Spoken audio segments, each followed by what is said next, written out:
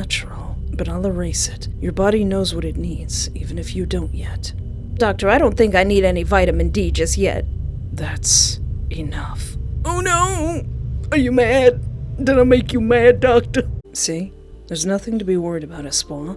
I think I have a few things to be worried about. Hey! Hello and welcome to my YouTube channel. I am Espoir Duvit, and today I'd like to play a game called Just Be Patient. The dim lights flicker outside of the diner. It's been almost an hour since closing. The booths are wiped down, the chairs are stacked, and the kitchen has gone quiet except for the low hum of the vents. It's just you and the cook now. Espoir, you gonna stand there zoning out, or are you clocking out tonight? No, I want to stay here all night with you. The clipboard sits at the edge of the service counter, half hidden beside a stack of receipt paper. Everyone else's name is already there. Only one line is still empty. Yours. You pick up the pen and scribble your name, Espoir. All right, let's head out. Let's get out of here. Also, why are there only 2 of us in the store at night? There should be at least 3 people. The 2 of you head out the door, locking it behind you. The cook heads towards the parking lot, waving a goodbye. You're thankful the night's over as you head out into the street. Alone? The cozy lights of your workplace hum behind you. October should be crisp and cool. Instead, the air is thick and warm around you.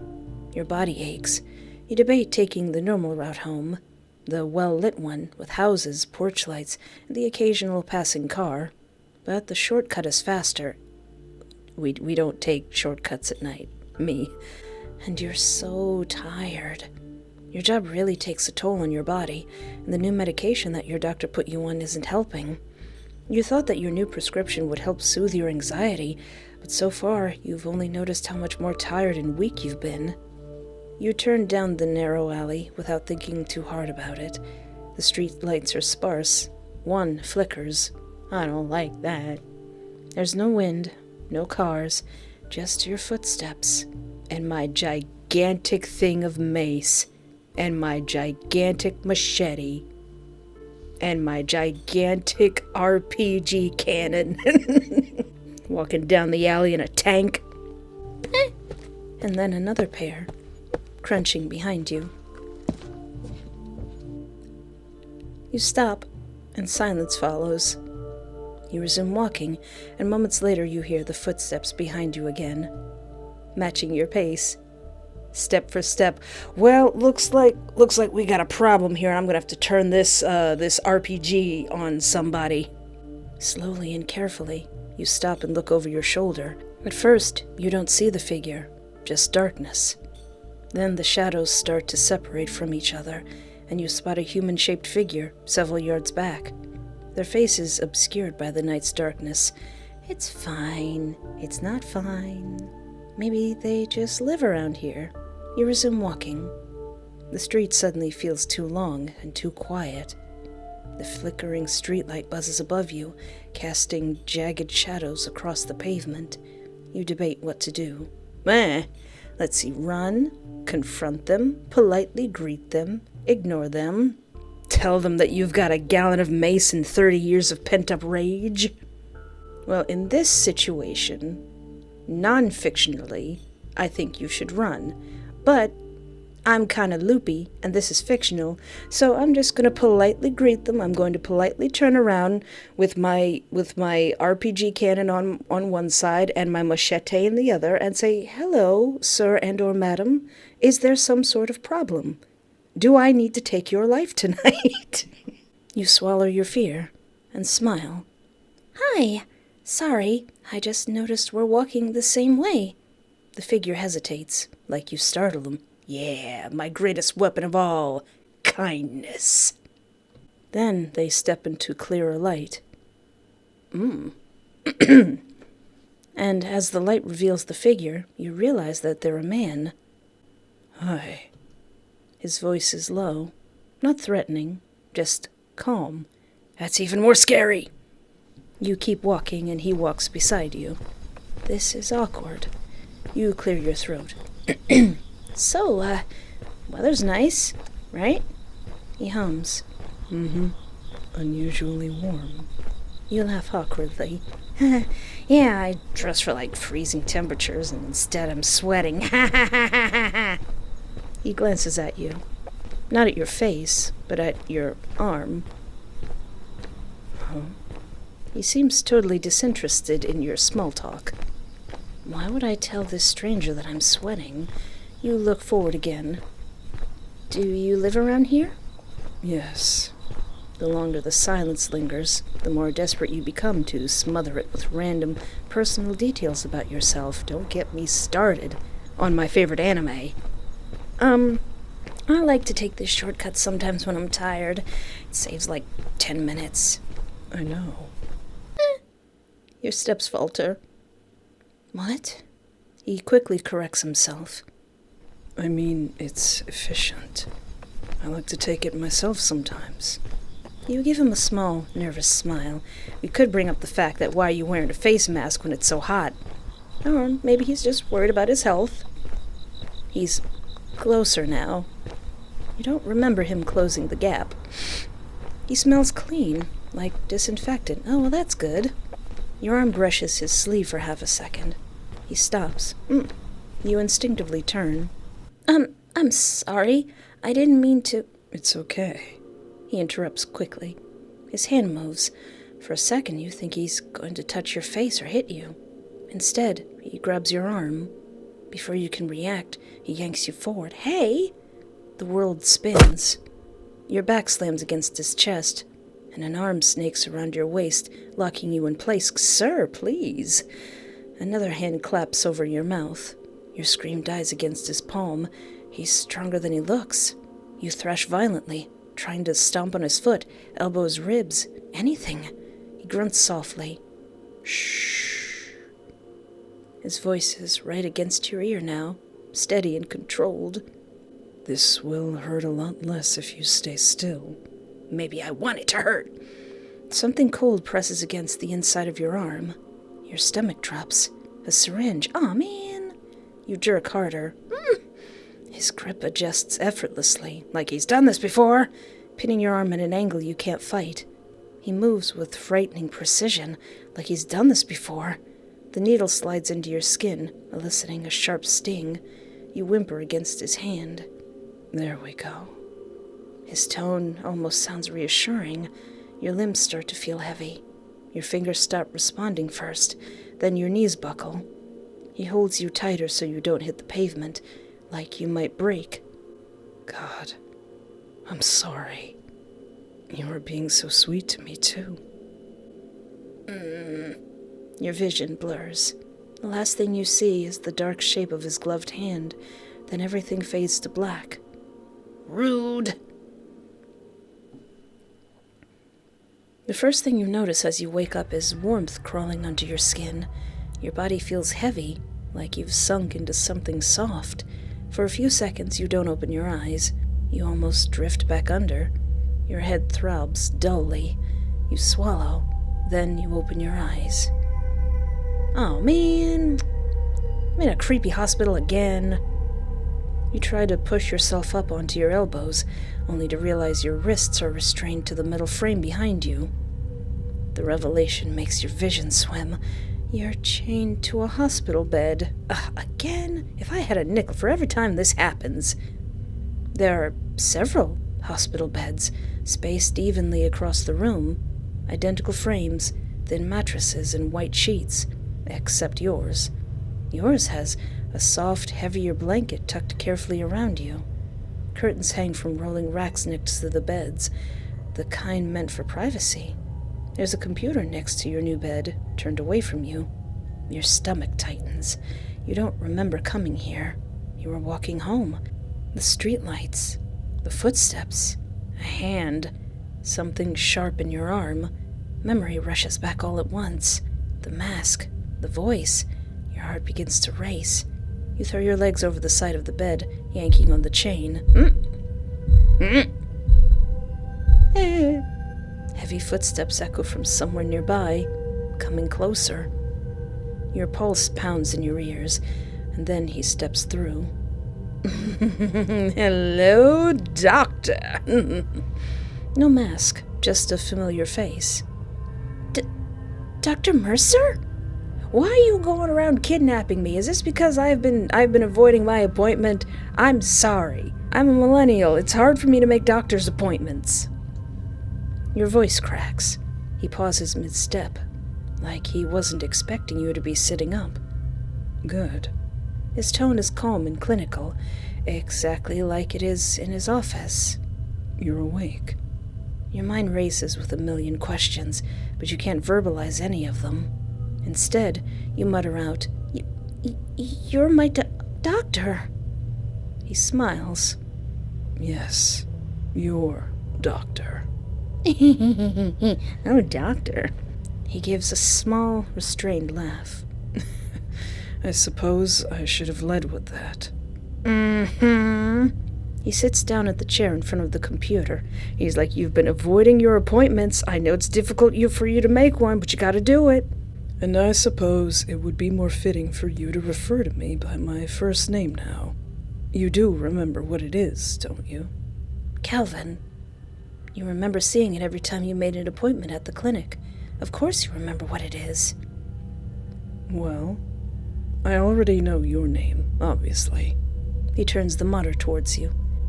And if I didn't, it's all here in your medical file. He leans closer, his arms resting on his knees. See? There's nothing to be worried about, Espoir. I think I have a few things to be worried about. I've been taking care of you for a long time. He stares at you, hard. You're almost unable to control your breathing. You have so many things you want to ask or yell at him about. Ask why he brought you here, ask why he's staring, beg to be let go, insult him, or flirt with him. Well, I'm really curious as to why you brought me here. He tilts his head slightly, thoughtfully. Curious as always. What? Are you gonna experiment on me? Are you going to do terrible, unethical medical procedures to my body? Did medical school not do it for you? No.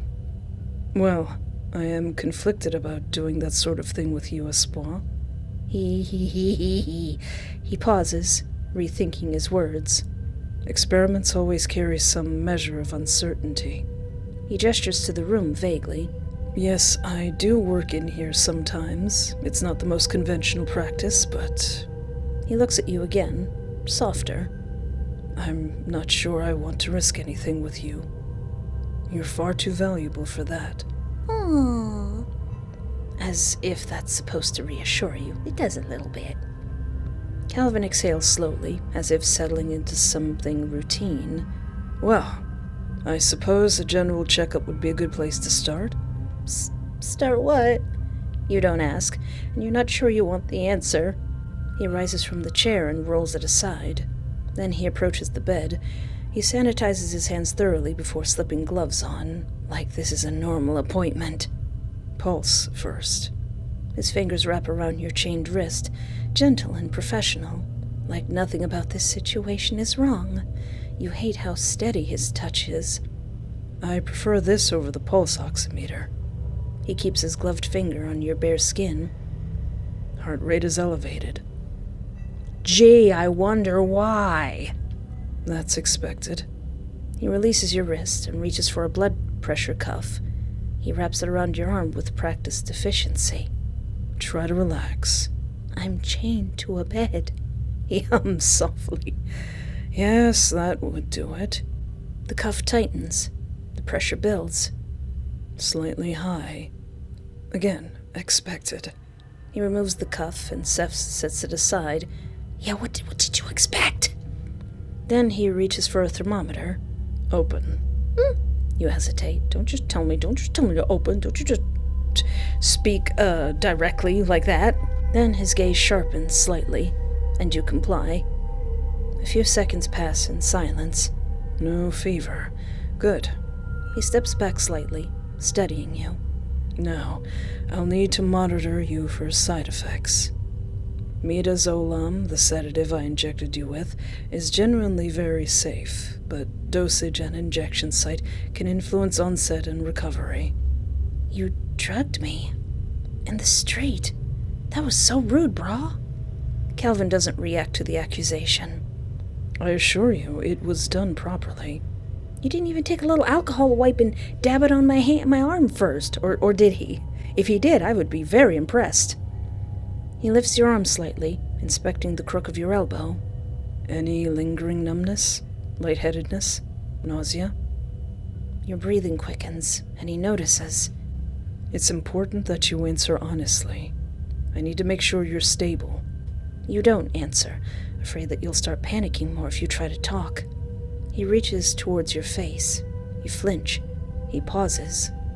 Don't worry, I'm just checking your pupils. His thumb gently pulls down your lower eyelid. If you won't tell me how you're feeling, your body will.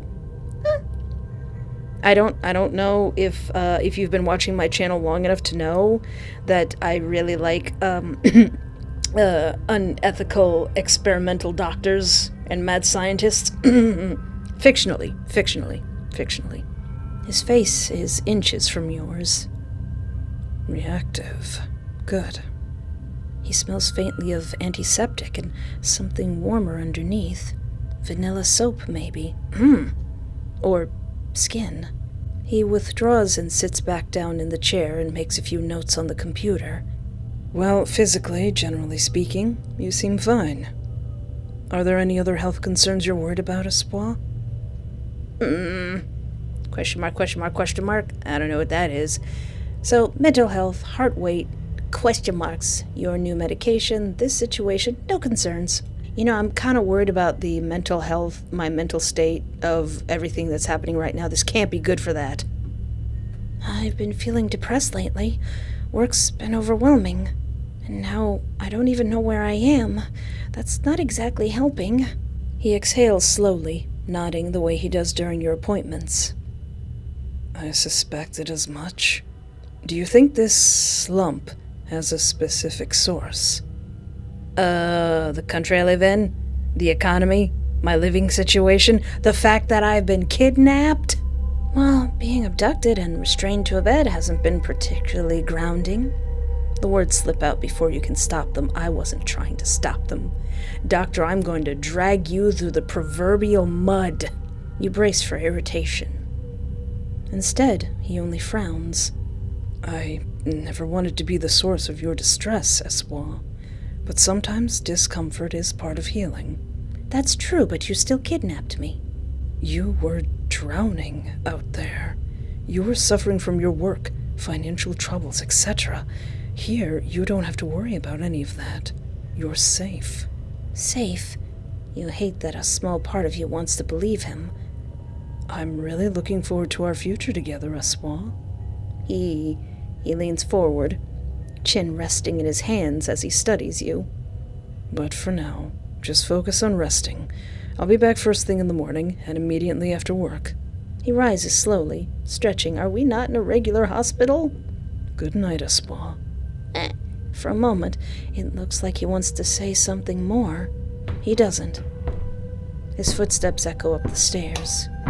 The lights click off as Calvin leaves. You can't see anything. Not the walls, not the door. You wouldn't even be able to see your own hand if it were in front of you, instead of restrained above your head.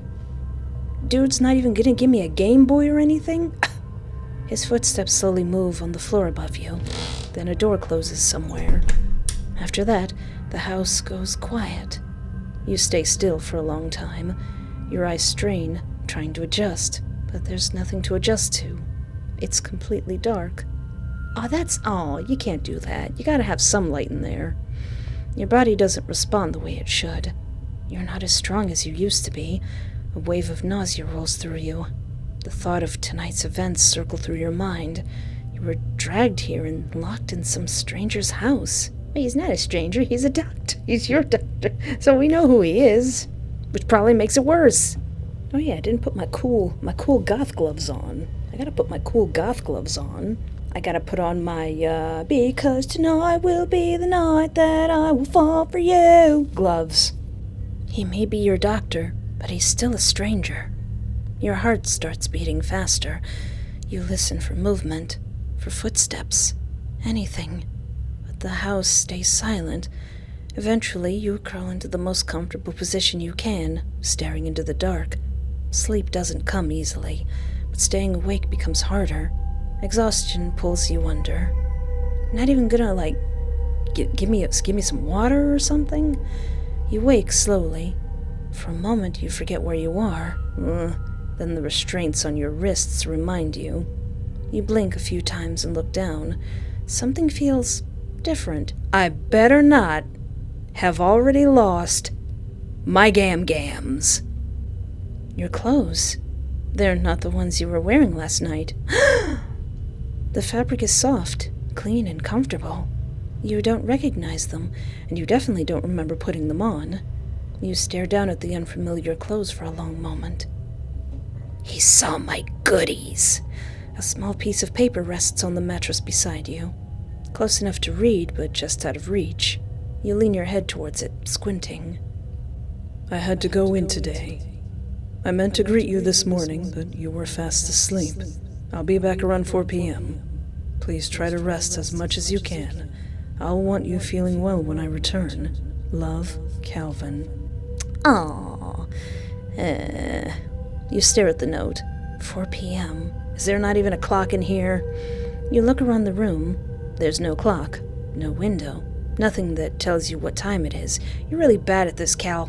You're really bad at this kidnapping thing. Or how long you've been here. Or actually, maybe he's very good at it. Or how long you'll be waiting. Knowing he'll be back at 4 p.m. suddenly feels useless. The house is completely silent. Stay put? Test the restraints? Oh, you know I'm gonna put those restraints to the test. You shift slightly on the bed, and the restraints creak. Ooh. Your eyes move to your wrists. They look tight, but Calvin isn't here. If there's a time to try something, it's now. You pull. The metal digs immediately into your skin. You grit your teeth and pull harder. Nothing.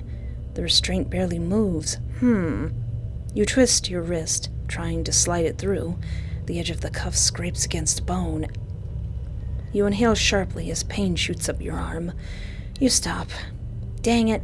For a moment, you just breathe. Then you try again, harder. The mattress shifts beneath you as you strain against the restraint. The metal bites deep into your skin. A sharp sting tears through your wrists. You gasp. Ooh. Warmth spreads beneath the cuff. Owie. You don't have to see it to know you've broken skin. You force your hand again, twisting, pulling, forcing it through the smallest gap. For a horrible second, you think your hand might actually get stuck. Then, your hand wrenches free. Yay. You collapse back against the mattress, breathing hard. Your wrist burns. When you lift it, a thin line of blood trails down towards your palm. Well, at least it didn't take the whole hand off. The other restraint is easier after that. Within a minute, you're free. You sit up slowly. Your head swims a little, but you can move. You rub your injured wrist carefully, and it throbs. There's gotta be, some medical stuff around here I can grab. You should probably be quieter next time. You look around the room. If Calvin returns soon, this might be your only chance. Investigate the room, the door, look for a weapon, check the computer. I'm gonna look for a weapon. The room feels strangely different now that you're standing in it instead of lying helplessly on the bed. The bed feels less like a cage now and more like a piece of furniture. That should comfort you, but it doesn't. You're still here. Your body aches, and he's still somewhere beyond that door, deciding what happens next. But being able to move, even this little, makes your chest loosen a tiny bit. For the first time since waking up, your body feels like it belongs to you again. Your eyes drift towards the door again, wondering if it's locked. You don't want to wager time you don't have on a small chance that he didn't lock the door. You force yourself to look away before frustration can settle in. If you're going to survive this, standing in the middle of the room and staring at the door will not help. There has to be something in here. You begin to search more carefully, moving through the small room with deliberate caution. The room itself is disturbingly orderly. Nothing appears random or neglected. Every object has a place, arranged with the same careful precision you might expect from an ordinary clinic. Your attention eventually drifts to a small metal tray positioned beside the bed. Ooh, jackpot. Gauze packets sit neatly stacked beside sealed alcohol wipes, and a pair of small surgical scissors rest beside them. Of course he keeps things like this down here, but actually seeing it makes your blood run cold. Your fingers brush over the cool metal surface before pausing over a thin instrument resting near the edge. A scalpel. Oh. The blade is narrow and gleaming, its surface catching the dim basement light with a sterile brightness that makes your pulse jump. It looks impossibly small, and yet you know exactly what something like this is capable of doing. You pick it up carefully, gripping the handle between your fingers, while trying not to think about how easily that blade could cut through skin. The metal is cold, almost shockingly so. He doesn't even leave it warm in here for me, and the sensation sends a quiet shiver up your arm. For the first time since waking up in this room, the suffocating sense of helplessness loosens slightly. It's not much, but you feel like you have your autonomy back. You glance towards the door again, half expecting it to swing open the moment the thought of stabbing him crosses your mind. If the opportunity ever comes, this might be enough. I get an actual chill from that. The clicking sound pulls you from your thoughts. It's faint, but unmistakable. A door opened, somewhere in the house. It sounded heavy, like a front door. Your stomach sinks. Calvin is home. Maybe he won't notice your hands are free. Maybe he won't notice the weapon. You hear Calvin begin his descent. His footsteps are steady and unhurried, carrying the quiet confidence of someone who fully expects everything to be exactly the way he left it, but he's gonna be wrong. You close your eyes and keep your wrists raised above your head, trying to recreate the position the restraints forced you into earlier. Good idea. Your arms ache from the tension, but you force them to remain still as the sound of his shoes against the wooden stairs grows closer. When he reaches the bottom step and the door clicks open, the room falls into silence. You can feel his presence somewhere nearby, lingering just out of reach. Even without looking, the awareness of him settles heavily in the air, as though the entire room has shifted its attention towards you. I see you're still resting. His voice is calm and thoughtful, as if he's commenting on a minor observation rather than addressing a person. You hear the soft rustle of fabric, followed by the faint thunk of something being set down on a nearby surface. I was hoping you would be. Your body went through quite a lot last night. The mattress dips slightly as he carefully sits on the edge of the bed. It takes every ounce of control you have not to react. A moment later, his hand closes gently around your bare wrists. Your pulse immediately betrays you. This is interesting. He lifts your arms slightly, lightly restraining them both with one hand. Wait, hold on. He restrains both of my arms with one hand? Oh, doctor, what big hands you have. I believe there were restraints on these when I left this morning, and they didn't have these wounds on them. The observation is delivered without accusation, but the implication settles heavily in the air between you. Stab him! Stab him now! It's stabbing time! Another pause follows while he studies your wrists. There's really no reason to keep your eyes shut, but you don't want to open them. You know, if you were uncomfortable, you could have simply asked me to loosen them. The words are spoken with gentle patience, the same tone a doctor might use when explaining something obvious to a stubborn patient. He lowers your arm back into the mattress, and the bed shifts as he stands. You hear him move across the room, followed by the faint scrape of a drawer opening and closing somewhere behind you. When he speaks again, his voice carries a thoughtful edge. I'm trying to decide whether you're pretending to sleep, and you believe I wouldn't notice the difference, or if you're too scared to open your eyes. You actually breathe differently when you're asleep, so it's kind of easy to tell when someone's pretending to sleep and when they're actually sleep breathing. The words linger in the air for several long seconds. His footsteps approach the bed again. A moment later, his hand reaches for your wrists again. And I stab him? And I stab him? Stab? Stab. His fingers close around your arm with the same careful firmness as before. Either way, I think we should address your thievery. Your heart sinks as you feel him take the scalpel from under the pillow. You can open your eyes. I know you're awake. Open your eyes. Keep them closed. I will face him. I almost had you, Doctor. You foiled me this time. You slowly open your eyes as instructed. I didn't do it because he told me to. I did it because I wanted to glare at him. After all, his hand has your arms pinned against the mattress. And he has your scalpel. You don't want to make him any more upset, but I do. Your vision adjusts, and you see Calvin hovering over you. He lets you go to give you space as you rub the fake tiredness from your eyes. Pseudo-fatigue, I see. You don't answer. Before you can protest, he fastens the handcuffs back over your wrists. I don't believe you're at any risk for fractures or nerve damage, so as long as you don't attempt something like that again, you should be fine. Calvin sets something onto the bed before settling onto the chair beside the bed. Now, there are a few ground rules we need to discuss. His voice is calm and steady, the same tone a doctor might use when explaining a treatment plan. This situation will function much more smoothly if expectations are clear. You stare towards the wall, refusing to look at him. He continues anyway. The first rule is very simple. When I tell you to do something, you will do it. You will do it when I say it, and you will do it without unnecessary resistance. You don't know me very well, do you, Doctor? The second rule concerns your health. You will eat the food I give you. Nutrition is not optional, and I have no intention of watching you deteriorate because you decide to be stubborn. Well, too bad. The authority in his voice makes it clear that this is not a suggestion. Third, when I'm at work, you will remain here and wait patiently for my return.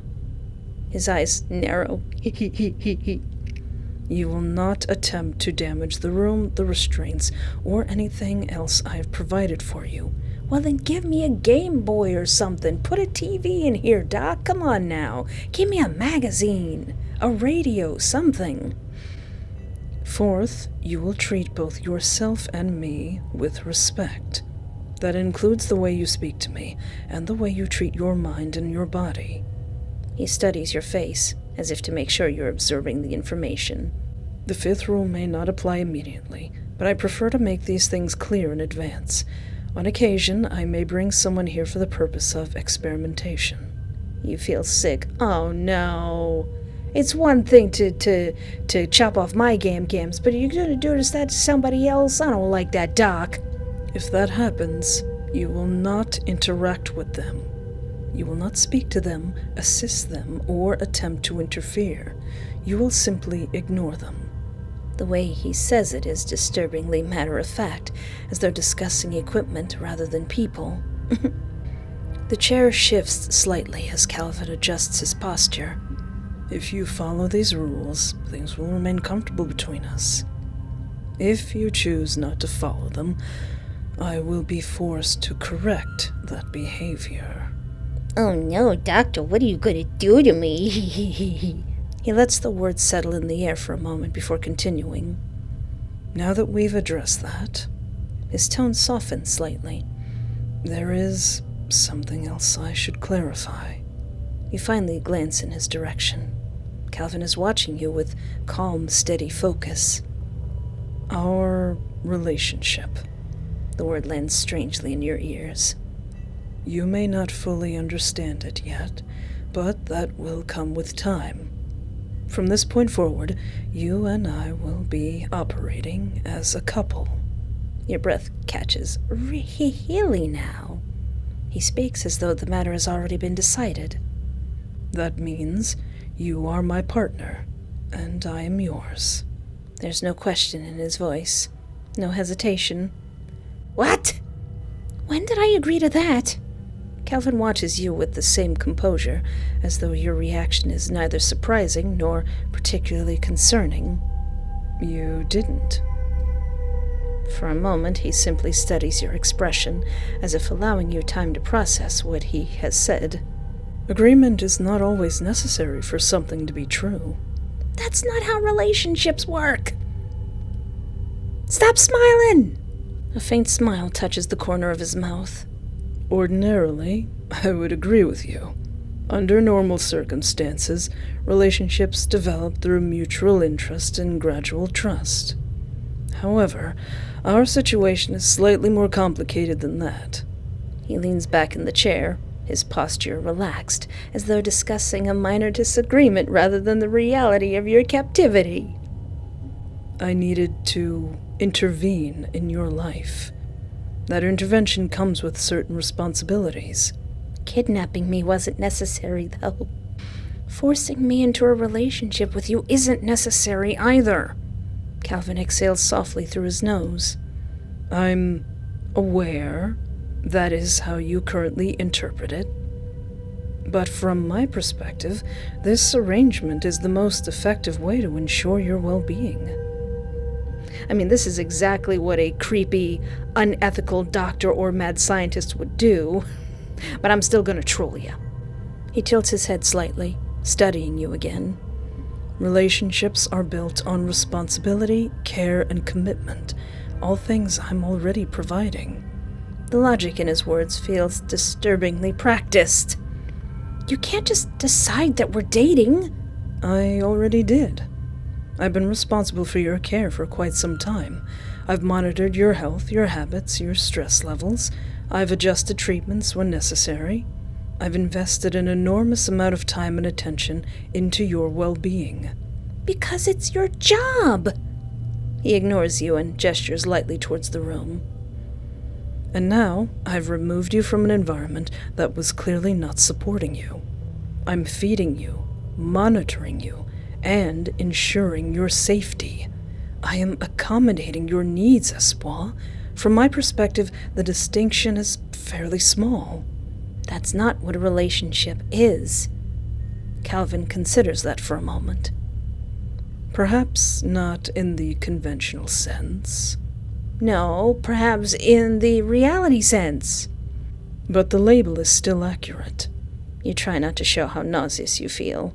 By his definition, Calvin must have been mentally in this relationship for a long time. You have so many questions, you aren't really sure where to start. I mean, technically, by your logic, sir, it's no different than a pet. Let's see. Ask why he chose you. Ask how long he's felt this way about you. I'm kind of curious about that. Ask if you can stay upstairs with him. Ask if he plans on ever letting you go. Well, we know that's a big fat no. How long have you been feeling this way, Doc? How long have you felt this way towards me? Calvin doesn't answer immediately. Instead, he studies you with mild curiosity, as though the question itself requires clarification. That depends. Which feeling would you like me to address? He leans back in the chair, folding his hands loosely together. Professional interest? Concern for your health? Personal attachment? Or the decision to bring you here? You stare at him. All of it! All of it! Calvin continues calmly. Those did not all develop at the same time. My initial interest was purely professional. You became my patient shortly after you moved to town. What stood out to me was your curiosity. You asked questions and paid attention to what I explained. You wanted to understand what was happening inside your body. Don't all patients do that? I mean, some people just say, here, have this pill, and they're like, all right. He tilts his head slightly. That level of curiosity is uncommon. Over time, it made our appointments more engaging. You were attentive, responsive, and you returned consistently. Eventually, I began to notice other details. Your stress levels, your work schedule. His gaze settles on you again. Naturally, I could be concerned. Once I recognized your situation, it became difficult to ignore. His tone remains analytical. So I began thinking about solutions. That process eventually led us here. He gestures lightly around the room. There is no apology in his voice. Man, my man is determined. You're sick. You are sick, Espoir. That's exactly why you're here. For a moment, the room settles into a heavy silence. Then, without acknowledging your words, he rises from the chair. He turns towards the door, swinging it open and sauntering back upstairs. You hear clinking and clanking from the room above you. When he comes back, there's a bowl in his hands. Steam lifts from its surface in thin, wavering strands, carrying a subtle but unmistakable scent across the room. That better be some mac and cheese! It only takes a second for your body to react. The smell is warm and savory, and it makes your stomach flutter in a way that's both sudden and deeply uncomfortable. You hadn't fully registered the hunger until now, but it asserts itself quickly. You haven't eaten in a while. He sighs, disappointed. That isn't acceptable, and I apologize for that. He crouches down and holds the hot brothy soup in front of you. My doctor, what lovely eyes you have. He holds the spoon up to your mouth. Your body needs nutrients if it's going to recover properly. His gaze lingers on you, steady and expectant. As defiant as I am, I want some of that broth. Give me that food. You hesitate for only a moment before parting your lips. Calvin's expression shifts almost imperceptibly, the tension in his posture easing as he guides the spoon towards your mouth. The broth is warm and soothing as it settles on your tongue. You swallow, aware of how closely he's watching you. Good. There is a quiet note of approval in his voice. He doesn't rush the next spoonful, allowing you just enough time before offering another. Your body needs consistency. If you cooperate, I can make this far more comfortable for you. The spoon returns to your lips, and again he patiently waits. He watches the way you swallow, the way you sigh as the warmth settles in your stomach. There we go. His voice lowers slightly, satisfied. That's much better. His hand lingers closer than necessary. When you're done, he sets the bowl back down on the desk, his eyes resting on yours. Calvin settles back into the chair beside the bed, his posture relaxed. For a moment, he just watches you. It's really important to me that your basic needs are met. You know, my basic needs also involve walking around in the sunshine. You shift slightly under his attention, suddenly more aware of your own body than you want to be. You weren't doing that before. You were ignoring your body and your needs. That kind of neglect adds up. That won't be an issue here. You'll have structure and proper care. He leans back slightly in the chair, studying you as he speaks. Meals and rest when your body requires it. Monitoring it when something seems off. Your stomach twists, but not from hunger this time. What about exercise? Are you gonna put a hamster wheel in here? Are you gonna give me a bottle that hangs from the ceiling that I can lap up water from? It's a much more stable environment than what you had before. You don't know anything about my life. I think he knows a lot about your life. The words came out weaker than you intend. I know plenty. I know how often you skipped meals. I know how late you stayed out working. I know how frequently you went into work already exhausted. How does he know all this? And I know that no one around you was doing anything to stop it. That one hits differently. No one was paying close enough attention. You don't like the way he says it. As if he's the exception. I don't have that limitation. His voice softens slightly. I notice changes. His eyes flick briefly to your wrists again, where the bandage rests. How your body reacts, how it heals, what it needs. He's gonna give my body what it needs, all right. There's something in the way he says it that makes your skin prickle. And now I can actually do something about it, which means things can finally improve. For both of us. The words hang there. His expression shifts into something softer, almost concerned. He leans over you, his fingers grazing the metal that encases your wrists. His gaze lingers on the restraints for a moment longer, then to your face, then your mouth. Are these tight enough? You nod quickly, hoping he'll leave them alone. His hand slides away, trailing briefly along your arms before he straightens, clearing his throat. Did you like it? Like, what?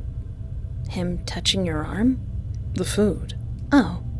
Sure? He hums in approval. There's a flicker of hesitation before he reaches out, thumb brushing lightly across your cheek. It's good for you. He exhales slowly, backing up and turning his head slightly, as if trying to reset himself. You're grateful for the distance. When he looks back, he's composed again. Come here. He interrupts, correcting himself. No, don't. He lets out a faint, breathy huff, not quite a laugh. You can't, can you? Something about that seems to amuse him, at least a little. His hand comes up instead, fingers resting lightly at your jaw, guiding your face towards him. He leans forward, slowly. For a moment, it looks like he might kiss you. He pauses briefly, eyes scanning your face. Then he presses a kiss to your forehead. It feels practiced, like it's something that he's decided is appropriate. He doesn't linger. He pulls back immediately. His hand drops from your face without hesitation. He takes another glance at your restraints. I don't feel there's any need for adjustment. He pulls back away from the bed. Then he steps towards the stairs. I'll be back in 10 minutes. He pauses at the bottom step. Don't go anywhere. He lets out a quiet, almost amused breath at his joke. Then he disappears upstairs. What do you mean, joke? You think I'm not going to try again? Time passes. It's hard to tell how long it takes for Calvin to come back. Something subtle about him is different. His movements are looser. His expression is calmer. The tension from before is gone. Whatever he needed, he took care of it. Now, it would be hilarious if he's using a medication on himself, but maybe he just had to pee. You should rest. His voice has returned to the familiar, measured, and composed version it was before. He steps back, closer to the bed. Your body tenses instinctively as his hands move to the blanket, adjusting it around you. He pulls it higher, smoothing it across your chest and shoulders carefully. He's tucking me in. His fingers briefly brush against the restraints again, checking their position. Not tightening them, just confirming that they'll stay. He pauses there for a moment, close enough that you can feel the warmth of him. I hope you'll sleep better tonight. His hand lingers near your shoulder for a second longer than necessary. Then it withdraws. He steps back. He turns towards the door, pausing only briefly before opening it. I'll be upstairs. If you need anything, you can call for me. The offer feels strange, like an empty gesture. Yeah, I can call for you, but you'll be upstairs and there's no call button. Then he leaves. The door shuts behind him. Silence settles over the room. You stare up at the ceiling. Your body feels heavy, not just from exhaustion, but from everything. The way he looked at you, the way he touched you, his intentions confuse you. Eventually, your thoughts begin to blur together. Exhaustion settles in, and your body sinks further into the mattress. And despite everything, you fall asleep. A cold sensation cuts through the haze of sleep. Something presses against your chest. At the same time, there's pressure at your throat. Your eyes snap open. Calvin is already there. One hand rests lightly against your neck, fingers positioned over your pulse. The other holds the stethoscope in place against your chest. I figured that's what that was. You wake quickly. You let out a shaky breath, your body tensing under him. It's getting faster. His thumb adjusts slightly against your throat, counting. The stethoscope remains cold where it rests against your chest. And then he pulls it away. His hand lingers at your throat a second longer, like he's reluctant to let go. Then that too disappears. He then straightens his posture, like nothing about this is unusual.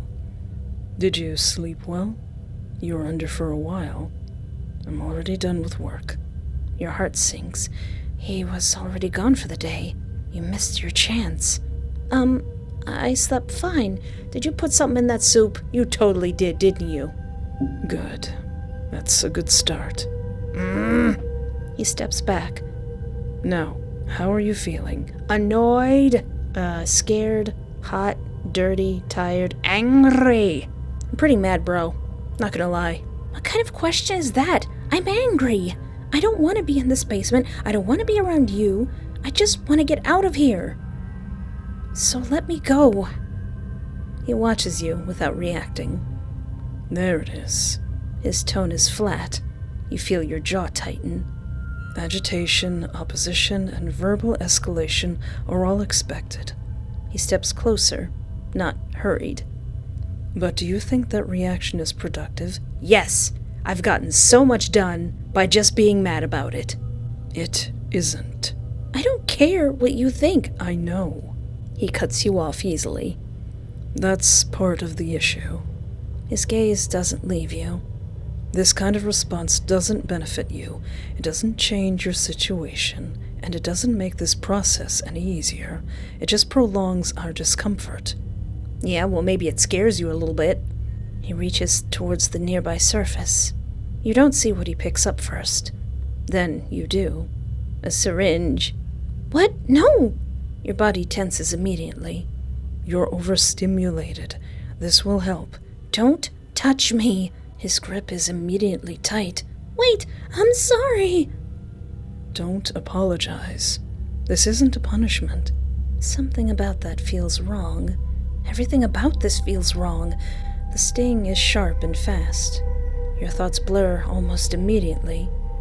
We'll try again when you're more cooperative. His voice feels further away, like the room is slipping out from under you. Everything fades. You wake to the sound of footsteps making their way downstairs. The light flickers on.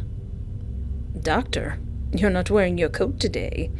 My, what a nice broad chest you have. Despite the fact that you kidnapped me. Calvin stands in the doorway, watching. He's not wearing his usual work uniform. You're awake. His voice is calm again. Whatever irritability broke through yesterday has already been put neatly back into place. He studies your face for a long moment. Not casually, but like he's arriving at something. I've been paying very close attention to you, to your behavior, and to the way you've adapted to your new environment. And I think I understand you better now. Calvin leans forward slightly. There's a strange tension in him now. Did I make you mad? It's subtle and controlled, but still there. There's something I want to ask you, and I want you to answer honestly. This is the first playthrough, so yes, I will answer honestly. I believe I know the answer already, but I need you to say it. Do you love me? Well, I mean, as much as I love unethical doctors, you've been being quite the butt, so meow. No. Calvin doesn't react immediately.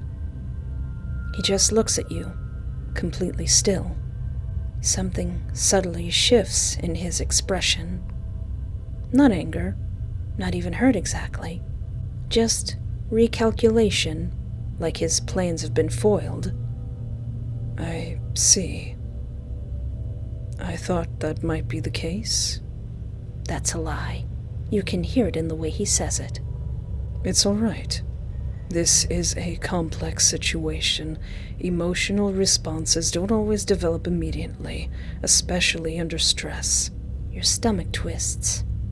I'm not going to... You don't know that.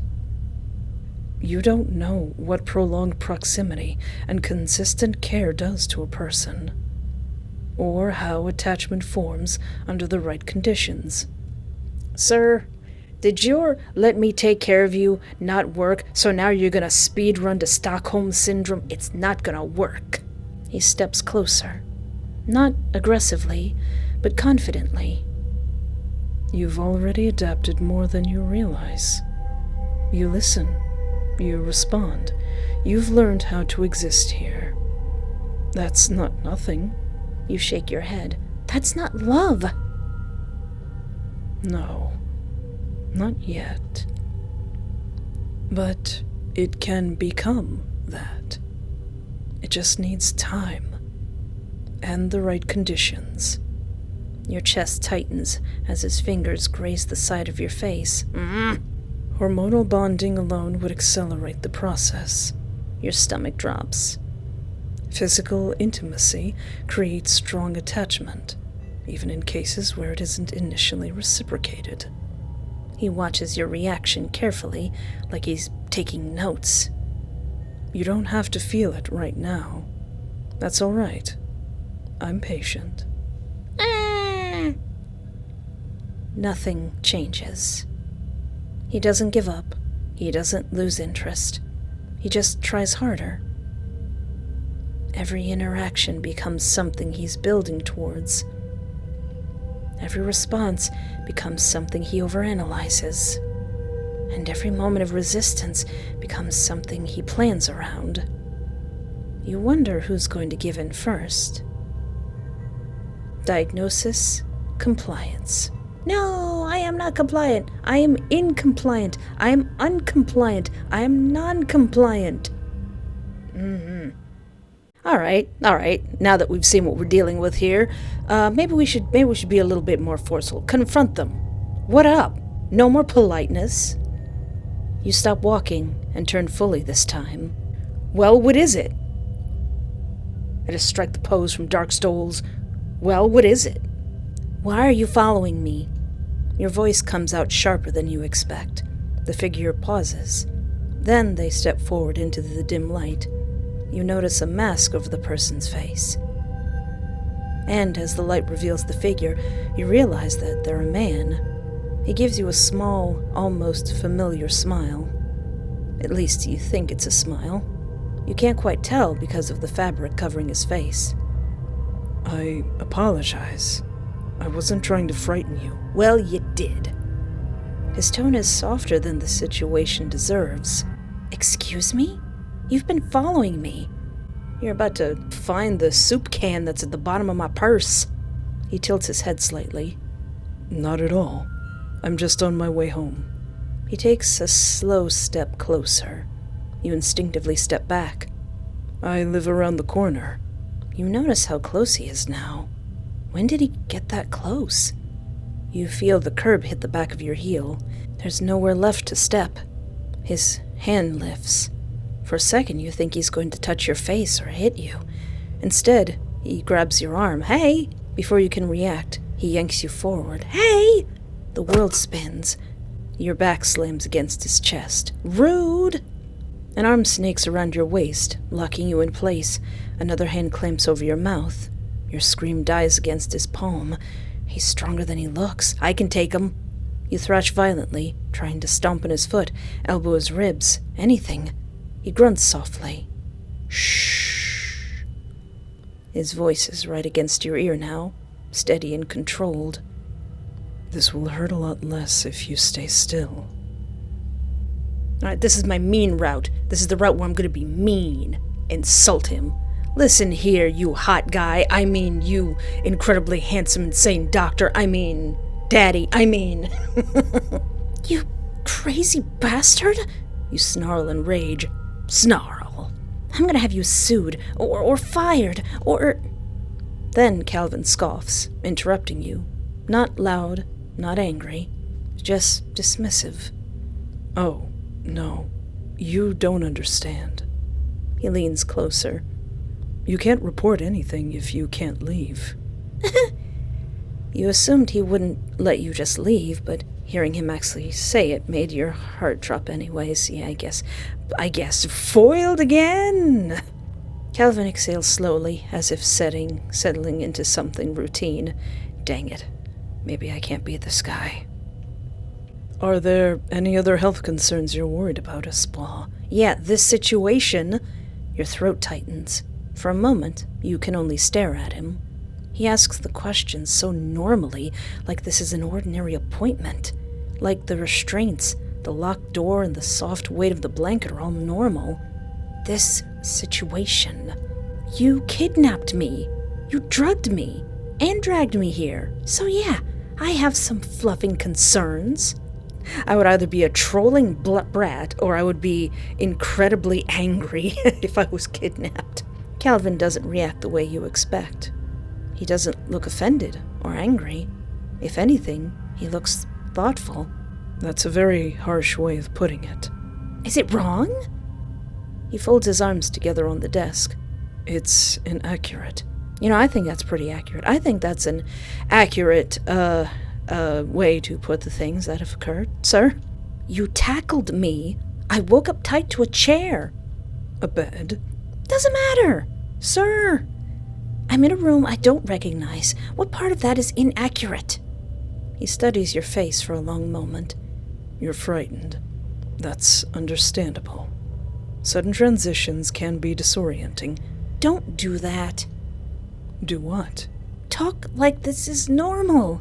Like this is some kind of appointment. A faint crease appears between his brows. I'm gonna crease your brows, sir. I am talking to you normally. You seem to be the one struggling with that. You abducted me. I brought you somewhere safe. Against my will. He tilts his head slightly. You were struggling. So? Someone had to intervene. You don't get to decide that. For the first time, his voice lowers slightly. Someone had to. Mind repeating that louder, sir? He sighs in defeat. Despite this disagreement, I'm really looking forward to our future together, Espoir. Gonna be looking forward to the knuckle sandwich that I'm gonna cook lovingly for you. He leaves without another word. His footsteps echo up the stairs. The lights click off as Calvin leaves, and then you leave me in the dark. Maybe if I look for a weapon, now that I'm a little bit more angry, I'll actually use it? Nope, he still gets me. I'm gonna keep my eyes closed, 'cause I'm defiant. It's silent for a moment, before you feel your eyes being pulled open and flashed by a light. Ah! When your eyes adjust, you see Calvin holding a pen light. He steps back to give you space as you rub the burning light from your eyes. You were checking my pupils. Too bright, Butt hole. What was that?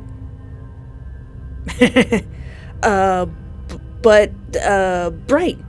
But bright. He hums. Shame. He stares at your wrist. Let me see. You hesitate. His eyes lift to yours. Your wrist. Now. Okay, Daddy. Reluctantly, you extend your hands. His fingers close around your wrists, warm and steady. He turns your hand slightly, studying the damage, the raw skin, the thin streak of blood. You fought too hard against the restraints. And I would have gotten away with it, too. His thumb presses lightly along the joint, testing it. You flinch. Relax. How can I relax in this situation? He releases your wrists and moves to a cabinet nearby. You hadn't noticed it before. He opens it. Inside are medical supplies, organized and prepared. He returns with alcohol and gauze. This will sting. Cold antiseptic touches the wound. You try to pull away. His grip tightens instantly. Don't. His voice stays low and even. You're only making it worse.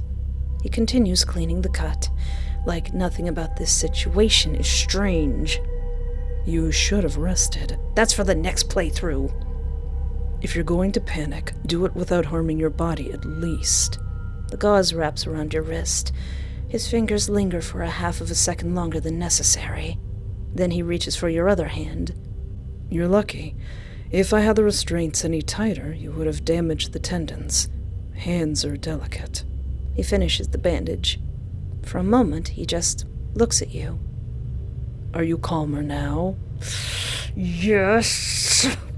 You shakily nod, not wanting further conflict. I want that further conflict. I want that smoke. Good. Now that you've settled. Before you can protest, he fastens the handcuffs back over your wrists. Why did you choose me, brother? Why me? Question hangs in the air between you. He leans back slightly in his chair, folding his hands together as he considers you. You interested me. The answer is simple, but he doesn't stop there. Not immediately, of course. At first, you were simply another patient. You came in for your appointments, asked a few questions, followed instructions reasonably well. There was nothing particularly remarkable about that. He pauses briefly, studying your face as if revisiting those early visits in his mind. But over time, I began to notice certain patterns. You asked far more questions than most people do. You were curious about your body. You paid attention. Don't all patients do that? There is a faint hint of appreciation in his voice. Most of my patients don't care deeply enough about their health. He tilts his head slightly. You not only cared, but it seemed like you were almost fascinated by the human body, just as I am. You try to hide your disgust as he continues. Eventually, I began paying closer attention, not just during appointments. He says this so casually that it takes a moment for the implication to fully settle in. I noticed how often you came in exhausted, how much weight you lost, how reluctant you were to schedule follow-up appointments when they conflicted with your shifts. It didn't take long to understand your financial situation. Your chest tightens. You were overworking yourself, skipping meals, ignoring your own body because you couldn't afford to take time off. His tone softens slightly. That kind of strain is not sustainable. Eventually, it leads to serious problems. I mean, yeah. He shifts slightly in his chair. At first, I simply recommended changes to your routine, but the more I observed, the clearer it became that your situation wasn't improving. His eyes remain fixed on you. You were stuck in a cycle that was gradually damaging your health. You needed help. So, I decided to intervene. I prepared a home for you. He gestures slightly towards the room. I needed to be certain that when the moment came, I would be able to take proper care of you. Once everything was ready, I removed you from the environment that was harming you. He watches you carefully. It's really quite simple. You're sick. It's not that simple. You are sick, Espoir. That's exactly why you're here. You know what? I'm being extra rude. I'm gonna spit that delicious-looking food in your face. Patooey! You accept the spoon, just enough to draw the broth into your mouth. For a split second, everything remains still. Have some broth in your eyes! Then you lean forward and spit it directly back at him. The liquid splashes across his cheek and black shirt. For the first time, Calvin goes completely still. Ooh, you mad, Doc? You mad? His expression twists into something between disgust and disappointment. He sets the bowl down carefully. Then his hand rises, wiping the broth from his face and with controlled precision. That was unnecessary. I know. That's why I did it. His voice remains level, but there is an impatient edge now. Do you understand how unsanitary that is? You're introducing bacteria, contaminating me, the food, and the environment. He looks at the bowl, then back at you. Completely counterproductive. Without another word, he stands. He takes the bowl with him as he leaves the room. The door closes behind him, and a moment later, you hear the lock settle into place. From upstairs, the faint sound of running water reaches you.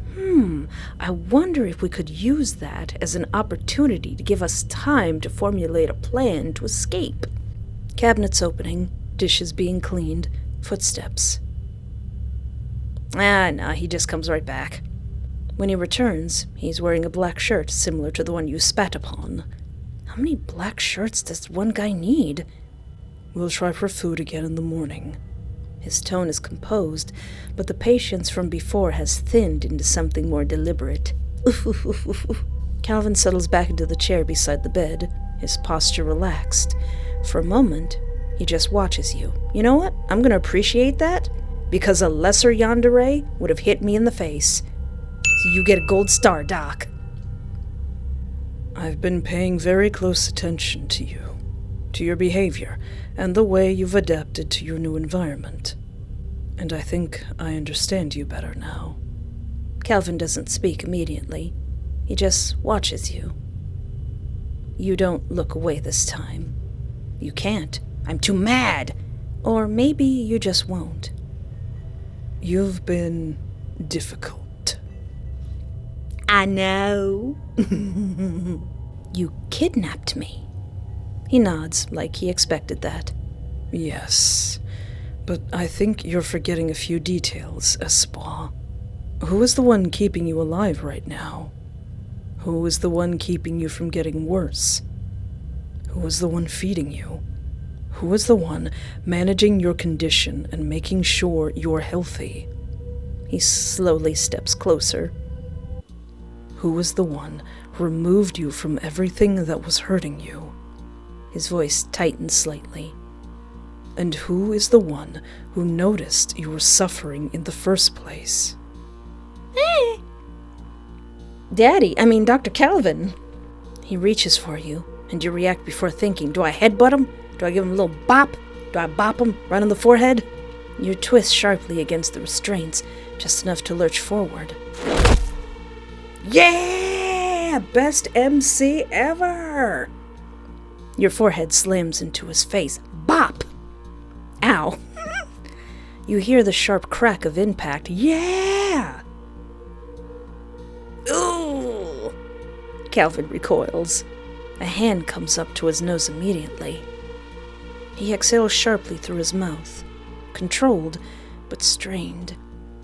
When he pulls his hand away, there's a faint smear of blood. Silence. You stare at him, waiting for something explosive. Your heart pounds. When he looks back at you, his expression is worse than anger. All right. His voice is lower now, but still carefully controlled. That's enough. Oh no! Are you mad? Did I make you mad, Doctor? Oh no! What you gonna do? You're forced back down, hard. His grip is no longer careful. It's firm and unforgiving. Do you see what I mean? I try to help you. I try to stabilize you, and this is what you do. His thumb presses briefly against the bridge of his nose, testing it. Then he looks back at you. You've injured me. He doesn't sound upset that he was hurt. He sounds upset that you were able to hurt him. You're not in a state where you can make rational decisions. You're insane! No. I'm the only one here acting rationally. He lets go, just enough to reach for something. No, don't! I didn't want to do this. I really don't. But you've made it very clear that you can't be trusted like this. Oh no, wait, am I gonna lose my gams? Am I gonna lose my arms? The syringe glints briefly in the light. Please! You try to pull away again, but you're weaker this time. I'm not punishing you, even though I should. His hand steadies your arm. Once you stabilize, once you stop reacting like this, we can try again. The needle goes in. Ah! The burn spreads hot and heavy. Ooh. Your body starts to slow, almost immediately. Too fast. Your vision blurs, and your limbs stop responding. There. That's better. He watches you as the fight drains out of you. The injections become routine after that. You just keep tranquilizing me? You drift in and out of consciousness. Each time you wake, it's harder to think, harder to move, harder to resist. Calvin views it as progress. He says that you're finally calming down. But the last time, something goes wrong. Uh-oh. You know it immediately. Your chest feels tight. Too tight. Oh! Your vision collapses in on itself. No. It's the first time he sounds genuinely alarmed. Stay with me. His hands are on you now, checking your pulse. Why aren't you doing the heart thing? You weren't supposed to react like this. Your body doesn't respond. I'm like, peace out, Doc. Your lungs don't cooperate. Breathe. Come on. For once, he isn't in control. The last thing you feel is his hand pressing against your chest, trying to bring you back. It doesn't work. Cause of death, resistance. Ha ha!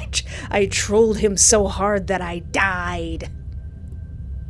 Now, I usually save this for the end of the video, but I really like how he's portrayed. You guys know that I really like mad scientist, Dr. Yandere characters, but I gotta say, this is probably the best Dr. Yandere that I have ever seen. Any other Yandere would have either cut off my legs or punched me in the face, and somehow he's able to keep a composure and still think that he's doing a good job as a doctor. I really like that. I really love that. Let's see if I can annoy him some more. Alright. How about this time, I be a little bit more feral? Run! You don't think. You just run. Forget you, dude. I'm not dealing with this. Your shoes slam against the pavement. Leaves scatter behind you. For a half a second, there's silence. And then, footsteps. Much faster than yours. You don't dare look back. Your lungs burn. The medication makes your head swim. You're not as strong as you used to be. You make it halfway down the block before something slams into you from behind. Oh! The world tilts. Rude! Did you just tackle me? You hit the ground, hard. A heavy weight pins you. A gloved hand grips your wrists. You thrash and try to cry out for help, but the weight on you traps your voice inside. Warm breath ghosts against your ear. A calm voice. Breathless, but not panicked. Please, don't make this harder than it has to be. The voice. You know that voice, but you can't put your finger on it. Your body freezes before your mind catches up. You feel a sharp sting at your neck. Your limbs weaken a few moments later. About 10 seconds of attempted thrashing pass before darkness swallows you whole. I feel like a deer. That's like, let me go. The first thing you notice as you wake up is warmth crawling into your skin. Your body feels heavy, like you've sunk into something soft. Oh, like I've been kidnapped and tied to a bed. Beg to be let go. Let me go, please. You sob softly. Calvin, please. I'm just a widow's sad deal. Please let me go. You don't have to do this. You can still stop this. I won't tell anyone. You can unlock the door, take me home, and I'll pretend I don't know anything. I'll be stupid about it if you need me to be. I'll make excuses for you. Just please, let me go. He closes his eyes and sighs deeply, rubbing a hand over his face. Don't do that. Oh, what is it, Doctor? You don't like it when I'm a scared little deer and I beg to be let go? That would be cute if he enjoys that. Don't beg like that. It's unnecessary and will lead you nowhere. Typically, I wouldn't mind as much, but I'd like to start things a little professional. Oh, well, you like that, Doc? You like that? You like when I beg? Oh no, he likes when I beg. Midazolam, the sedative I injected you with, is generally very safe. but dosage and injection site can influence onset and recovery. Yeah, you stabbed me in the fluffing neck. Yeah, the other times he stabbed me in the arm, this was in the neck. Your voice trembles despite the anger. Calvin clicks his tongue softly. Language. Bollocks. And not quite. The trapezius. The trapezius muscle. Where is that? Okay. He gestures vaguely towards his own shoulder. Not your neck. Oh, okay. Well, that makes everything all right. Let's keep doctoring. If I were to carelessly inject you in the neck, there'd be a much higher risk of you not waking up at all. You shudder at the thought, but you wonder if that outcome would really be worse than this one. The trapezius muscle is not quite ideal. I would have preferred something more conventional, but it was suitable under the circumstances. Under the circumstances that I was a scared little deer? Well, I got that physical pain from when you tackled me. My body hurts. He pauses for a second, thoughtfully. I was afraid of that. I'm sorry. I shouldn't have been so rough with you. But you ran. It wasn't ideal, I am aware of that. But it was necessary. You tackled me. That absolutely was not necessary. His eyes narrow. I prevented further issues. You broke my back, dude. You were drowning out there. Work, expectations, medication without supervision. You weren't going to last much longer. I would have did my best. What? He's silent for a moment. Where does it hurt? My shoulder, my ribs, my everywhere. My neck, my back, my everywhere. My heart hurts. I just hurt. He hums. Shock can amplify sensation. Your nervous system is overstimulated. It should settle down with time. You just need rest. And cooperation. No, we don't need none of that. He studies you for a moment longer before he speaks up again.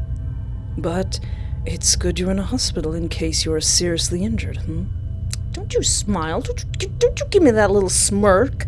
If you're awake, I'll check back in with you when I come down in the morning. He smiles. You know, I'm really looking forward to our future together, Espoir. Alright, after I've tested the restraints, instead of looking for a weapon, because that doesn't work, what if I investigate the room? Maybe I'll find something. You slowly swing your legs over the side of the bed. The floor is cold under your feet. You pause for a moment, steadying yourself. Carefully, you take a few steps away from the bed. The room is tidy. The sheets are tucked tight. Nothing looks out of place. You move slowly, scanning everything. Everything looks almost staged. Your eyes drift upward and stop. In the corner of the ceiling lays a small black dome. Oh, a camera. Your stomach drops. A camera.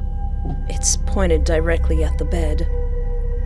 Because of course he would. At the restraints. At where you were just a moment ago. A cold realization settles in your chest. He could have been watching you. He might have seen you wake up, seen you read the note, seen you struggle, seen you bleed, and he definitely saw you escape. Your injured wrists suddenly throb. You look back at the camera. For a moment you have the horrible feeling someone might be staring back. Then, you hear a click. Oh, hey, Doc. You didn't leave any entertainment in my enclosure, so I got out.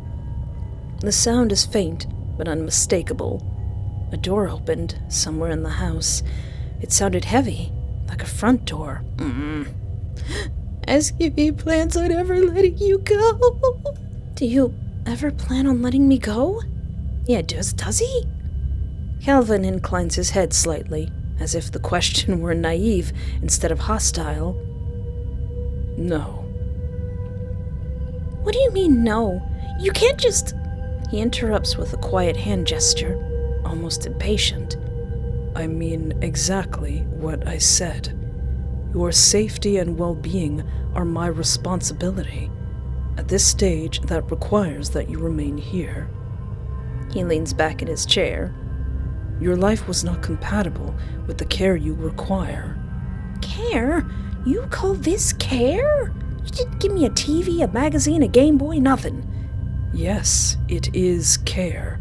You've proven that you are not ready to manage your health or your safety on your own. Until you are, you will remain down here to ensure nothing happens to you. Leaving is not an option, and I see no reason to entertain the idea. There's something wrong with you. Yeah, what is wrong with you, Doc? What's going on there? What is going on in that dome of yours? He ignores your comment. For a moment, the room settles into a heavy silence. What if I just deny the food? Because I don't know what you put in it. You probably did put something in it. You turn your head away, avoiding the spoon before it can reach your mouth. Calvin pauses. The spoon remains suspended between you for a moment before he slowly lowers it. His gaze sharpens as he studies your face. Explain. Are you feeling nauseous? He shifts slightly closer, his attention fully focused on you. Something colder settles into his expression. The concern doesn't disappear, but it shifts into something more analytical. I see. This isn't a physical matter. This is behavioral. Don't you psychoanalyze me after you've kidnapped me. He sets the bowl down briefly, freeing one hand. Before you can react, his fingers close around your jaw, firmer this time. Refusal does not benefit you. You will not change the outcome. It only complicates how I must make it happen. I'm getting the straw and the funnel. His grip tightens just enough to make resistance uncomfortable. Open your mouth. When you hesitate, his thumb presses slightly, forcing compliance. You're gonna have to hide it in a piece of cheese. You're gonna have to hide my medicine in a piece of cheese so I eat it. The spoon follows immediately. The broth is no longer comforting. He does not rush, but there is no patience in it now.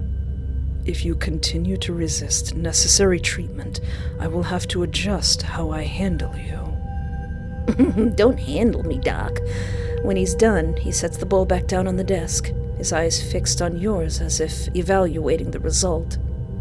Did you like it? Like what? Him touching your arm? The food. Oh. Sure?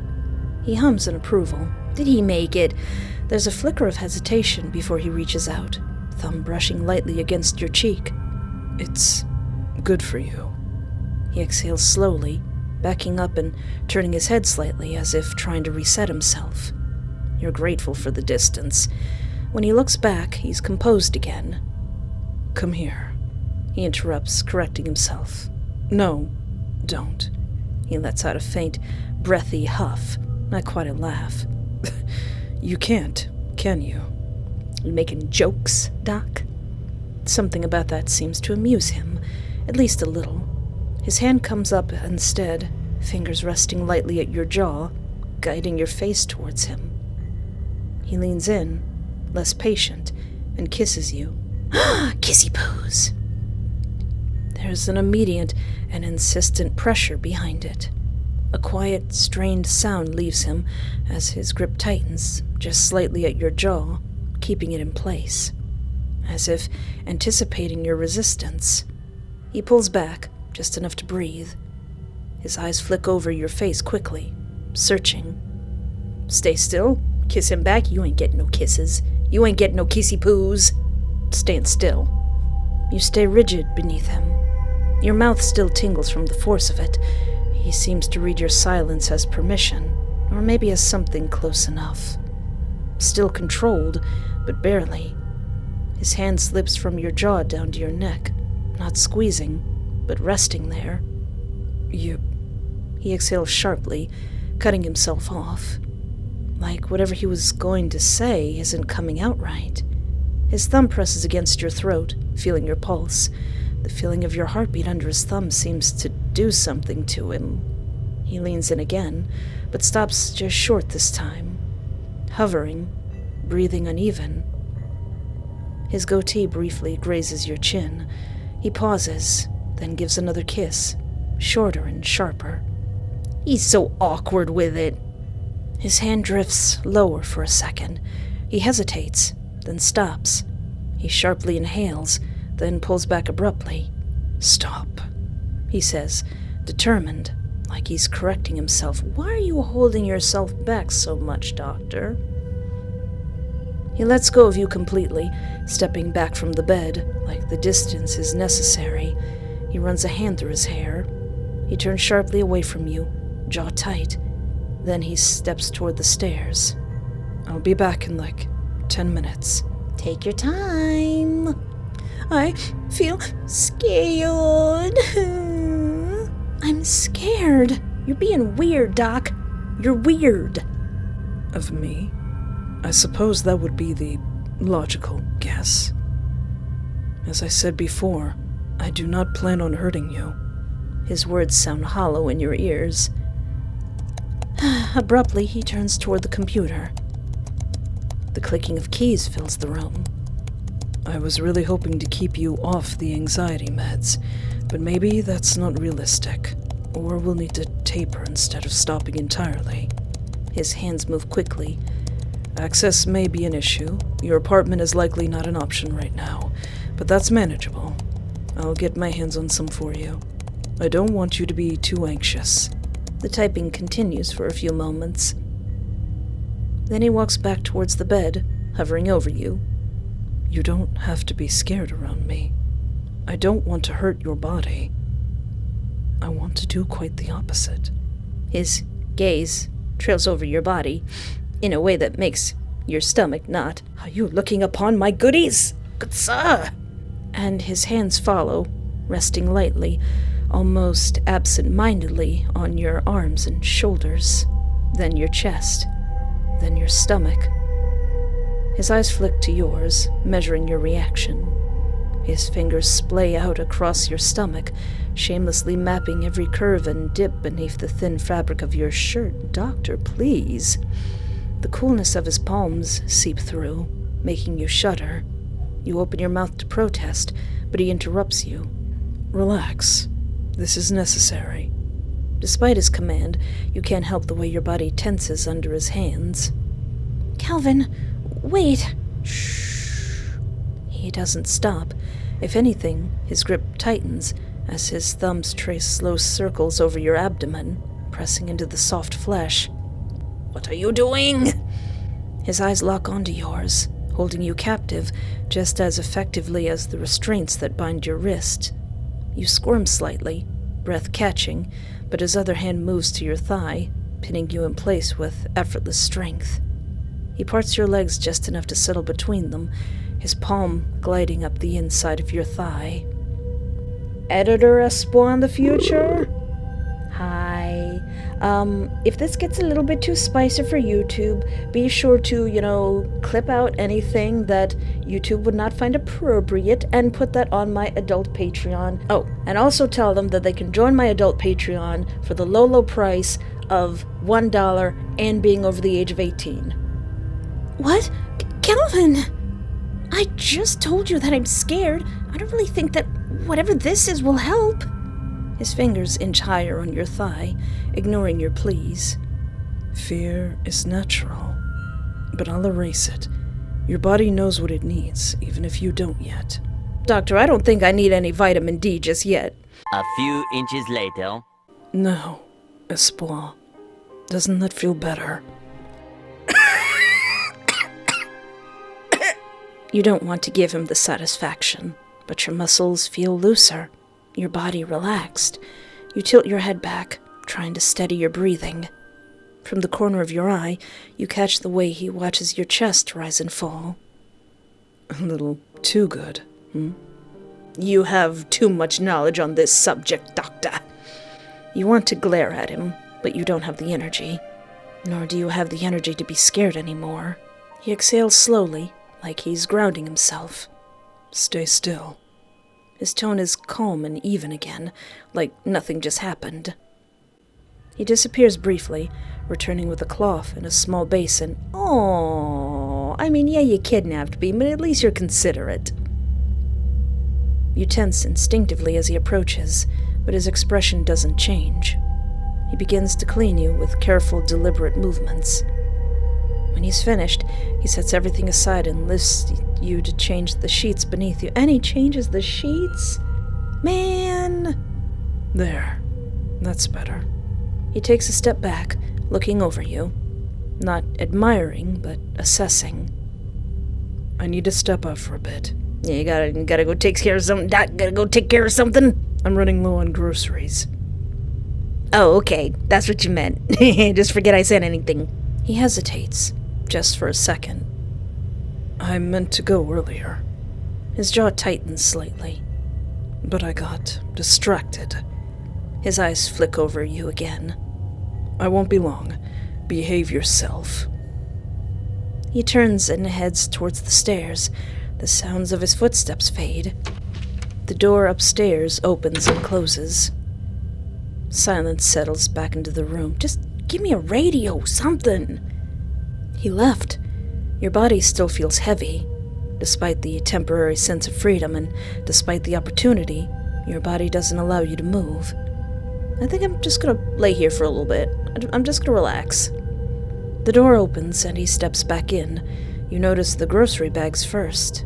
Your stomach twists in hunger. The pain hits fast, harder than before. He sets them down and you wait for him to start unpacking them, but he doesn't. Is he just gonna sit on the bed and slowly eat a banana in front of me? It's like, you want this banana, don't you? Why would he bring them down here if he's not giving you anything? He moves past them and towards the cabinet. He opens it and you hear shifting of glass and metal. Aren't you going to... No, not yet. Your stomach drops. I know. He doesn't look at you. He turns back towards you with something in his hands. Oh no. Did he really get the funnel? I was just joking. You can't see it clearly. He steps closer, and his hand closes around your arm. Wait, what are you... He pulls your arm out. You try to pull back, but the new restraints clasp immediately over your forearms. What? You already have my wrists restrained? Why are you... Hold still. You don't, so he tightens his grip. I've had some time to think while I was gone. You know, this didn't have to be like this. A sharp sting cuts through your arm. Ah! You didn't see it go in, just felt the pressure. What the heck are you doing? Drawing blood. You didn't even tell me. You would have resisted. You did resist. You look down, but you shouldn't have. Red liquid slowly fills the tube. You're already presenting symptoms of iron deficiency. This will confirm it. But I'm fairly certain. You don't like how confident he sounds. Like he already knows. Man, I should check my iron. It's not severe. Yet. You think about the hunger. How long it's been since he's fed you. I was careful with you. His fingers adjust slightly on your arm, keeping you still. I gave you time to adjust to your new environment, and you chose to make it difficult. You're the one who kidnapped... Yes. And I've been managing it. Managing you. Do you know how much worse this could be? He leans slightly closer. I chose not to do that to you. He pulls the needle out, eliciting another sharp sting. He steps back, examining the vial. Then, almost as an afterthought, I'll feed you after. You don't remember him coming back to feed you. You're not sure if you were awake for much longer. Hours feel like weeks when your body forces you to stay awake. Eventually, the footsteps make their way downstairs. The light flicks on. Calvin stands in the doorway, watching. He's not wearing his usual work uniform. You're awake. Yeah, I'm awake and I want a cheeseburger. His voice is calm again. Actually, in his care. I'm probably never going to have a cheeseburger ever again. Whatever emotion broke through yesterday has already been put neatly back into place. He studies your face for a long moment. Not casually, but like he's arriving at something. I've been paying very close attention to you, to your behavior, and to the way you've adapted to your new environment. And I think I understand you better now.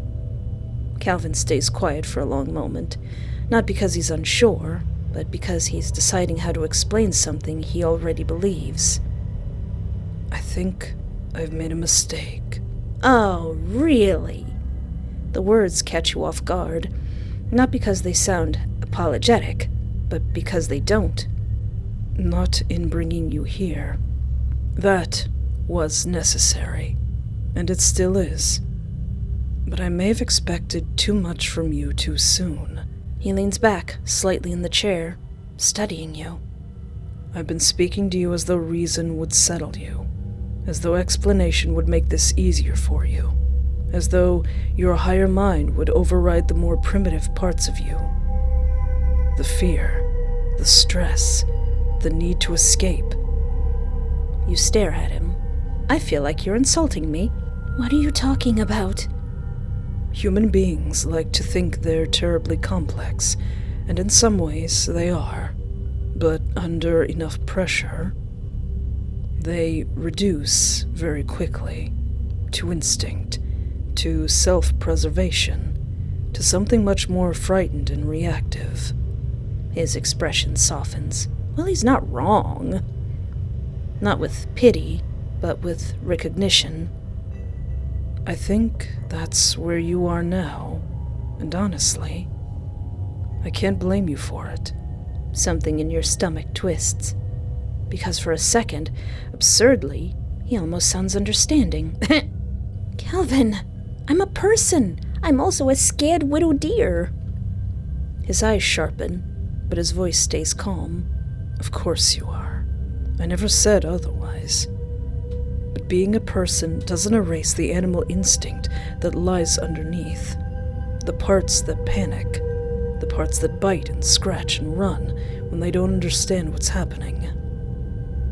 I've been treating those responses like moral failings, as if you were deliberately being difficult. That was unfair. He rises from the chair. Your body tenses immediately. He notices. See, that. You don't know how to be at ease in an environment like this yet, so I need to adjust it. Put some toys in my enclosure. I got nothing in here. I'm gonna have zoocosis soon. Adjust it how? The restraints are part of the problem. They're practical, yes, but they keep you suspended in a state of agitation. You can't move enough to settle. You can't hide. You can't pace. You can't curl into something instinctive and safe. For something in your condition, they may actually be counterproductive. Something in my... Don't. I'm trying to help you. He turns away from the bed for a moment, only for a moment. Then he looks back at you with a strange, settled expression. I've already ordered something. You almost choke. What? A large enclosure. Did you put toys in it? You stare at him. You understand the words, but your brain doesn't let you process them. What? I'm not sure you'll like this terminology, but it's a cage. The room goes very still. So still that for a second you can hear nothing except your own breathing. No, Calvin, don't do that. I mean, how big are we talking? How big are we talking? I mean, you put a nice pink frilly bed in there. You give me a computer. You give me a drawing table. Okay, you give me plushies like every other day. This cage ain't looking that bad. Listen to me. It won't be a punishment. Quite the opposite, actually. You'll be able to move around. You won't have to stay pinned to a bed. You'll have more room, more freedom. And I think you'll feel safer once there are clearer boundaries around you. I'm not a dog. No, but you're not as different as you think you are. Offended? And if I have to choose between preserving your dignity and preserving your well-being. I'm going to choose your well-being. He steps closer. His hand comes up to your face. You flinch before he even touches you, and again, he notices. It's all right. React the way that you please. I see you clearly now. His thumb brushes once over your cheek. And I think you'll be happier once I stop expecting you to act human about this. A week later, the bed is gone. A couple other beds were thrown out as well to make room for the enclosure, which takes up nearly a quarter of the basement. It's large enough to stand in, large enough to pace, large enough to forget sometimes that the bars are still confining you. Yeah, I got my gaming laptop in here, and I got a PS4 so I can play Bloodborne. I'm good, Doc. You need to take some blood? I'll stick my arm out the cage. Just bring me a cheeseburger, please. There are blankets and pillows inside. Bowls, too, when he thinks your body needs more food.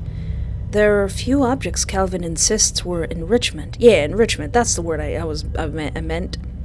He sounded pleased when he gave them to you. Proud, even.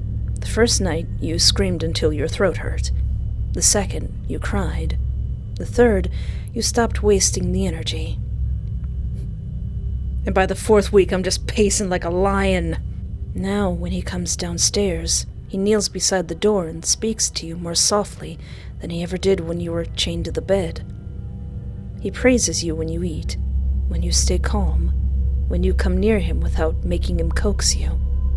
Sometimes he leaves the cage open while he's down there, not because he trusts you to leave, but because, apparently, you no longer try. He hit me with the what's that called? Yeah, learned helplessness. You hit me with the learned helplessness. You want to learn about something scary? Learn about learned helplessness. I don't think I like this ending very much. You tell yourself that it isn't surrender. You'll make it out someday. Or you'll adapt. Because that's what an animal does, isn't it? Diagnosis: animal.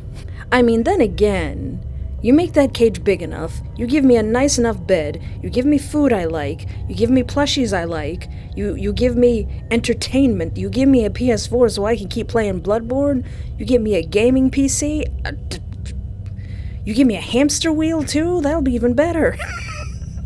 Okay, but fictionally. Alright, maybe we need to be a bit more analytical towards this whole situation. Maybe we need to meet him on equal ground. Let's confront him. Let's figure out what's going on here. You stop walking and fully turn this time. Why are you following me? Hey, what's that syringe for? Yeah, we need to ask more questions. Why are you... Well, we know why he brought us here, so I'm going to skip that part. Oh yeah, what about this new medication you gave us? You know that medication you prescribed me? The one that was supposed to help with my anxiety? I don't really think it's working. It just makes me feel sick. It's been hard to stay on my feet at work. Sometimes I feel like I might pass out. For a moment, he simply watches you. He leans back slightly in his chair. Yes, that would make sense. What do you mean? He waves a hand dismissively. Nothing to worry about. Medications can affect people differently. He glances down at the computer screen. Besides, we need to look at that computer screen. He looks back up at you. You won't be needing it anymore. What? Its job is done. Its job? You're here now. You're safe. You don't have to worry about work, or stress, or the outside world. His tone is gentle and reassuring. So the medication served its purpose. Your chest tightens. It honestly worked better than I expected. Did you know it was making me weak? You made me weak so you could tackle me. He tilts his head slightly, like he's confused why that would matter. It helped you rest. It soothed your worries. Is that not what you asked me to fix? He types something on the computer. We gotta get at that computer.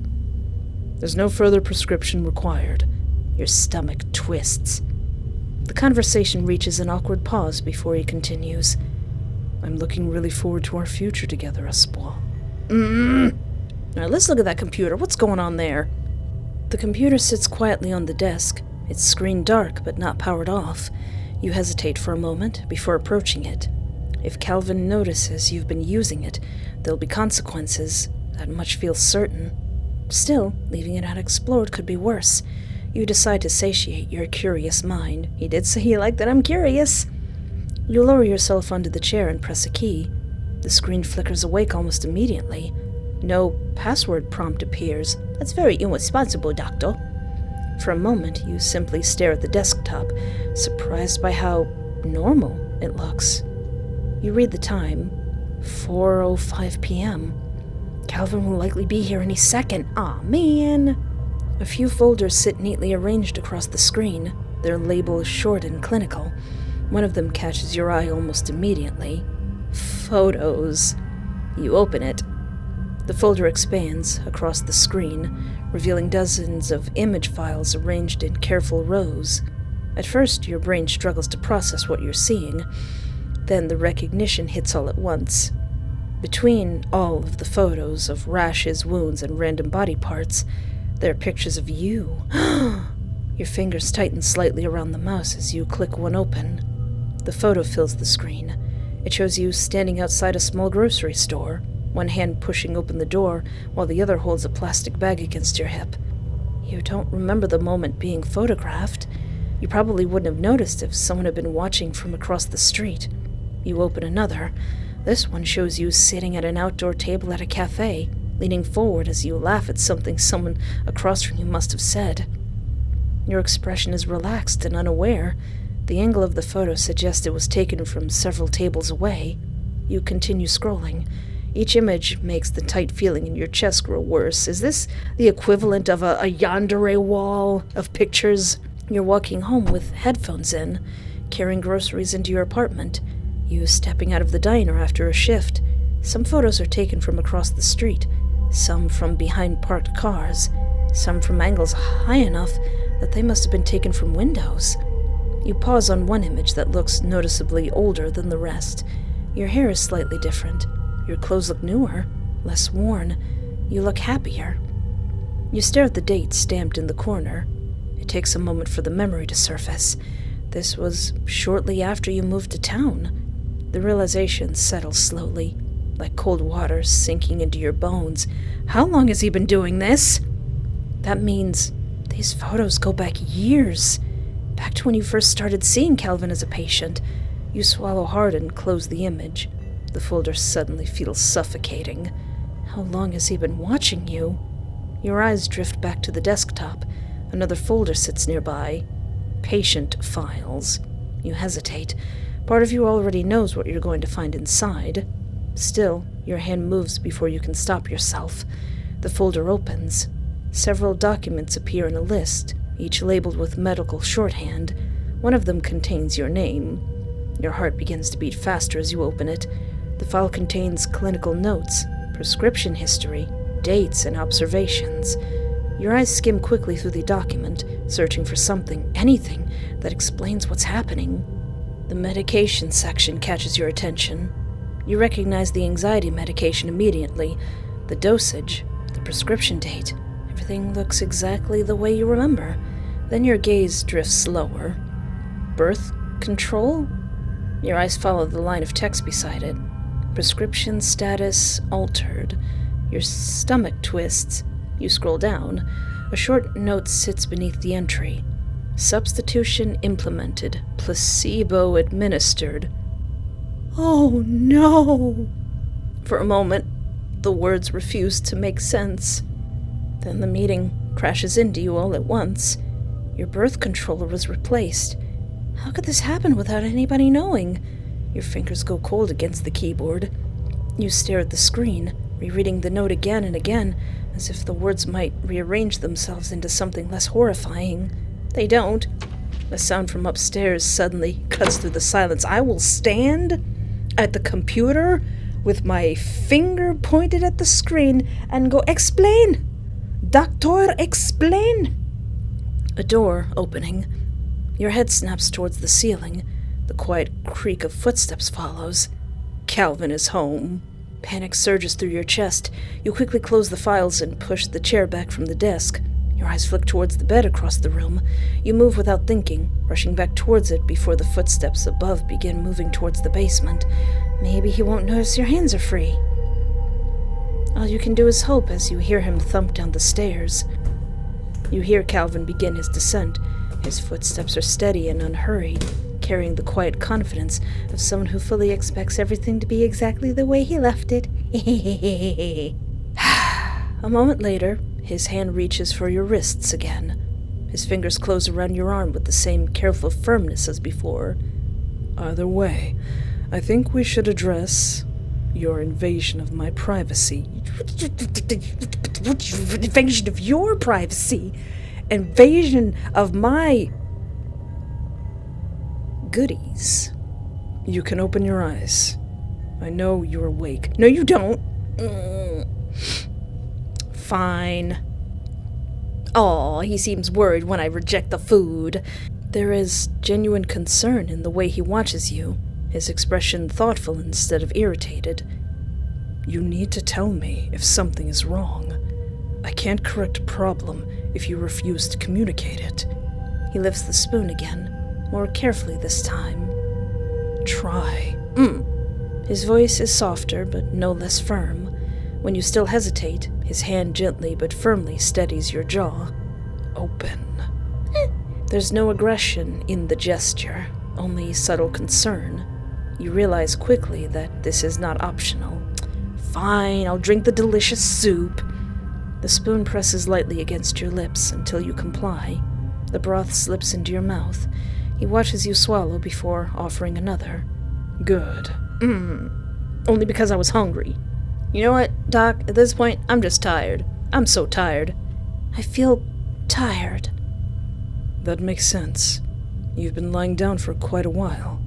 Too long, probably. If I leave you there much longer, you'll stiffen up. I'm fine. No.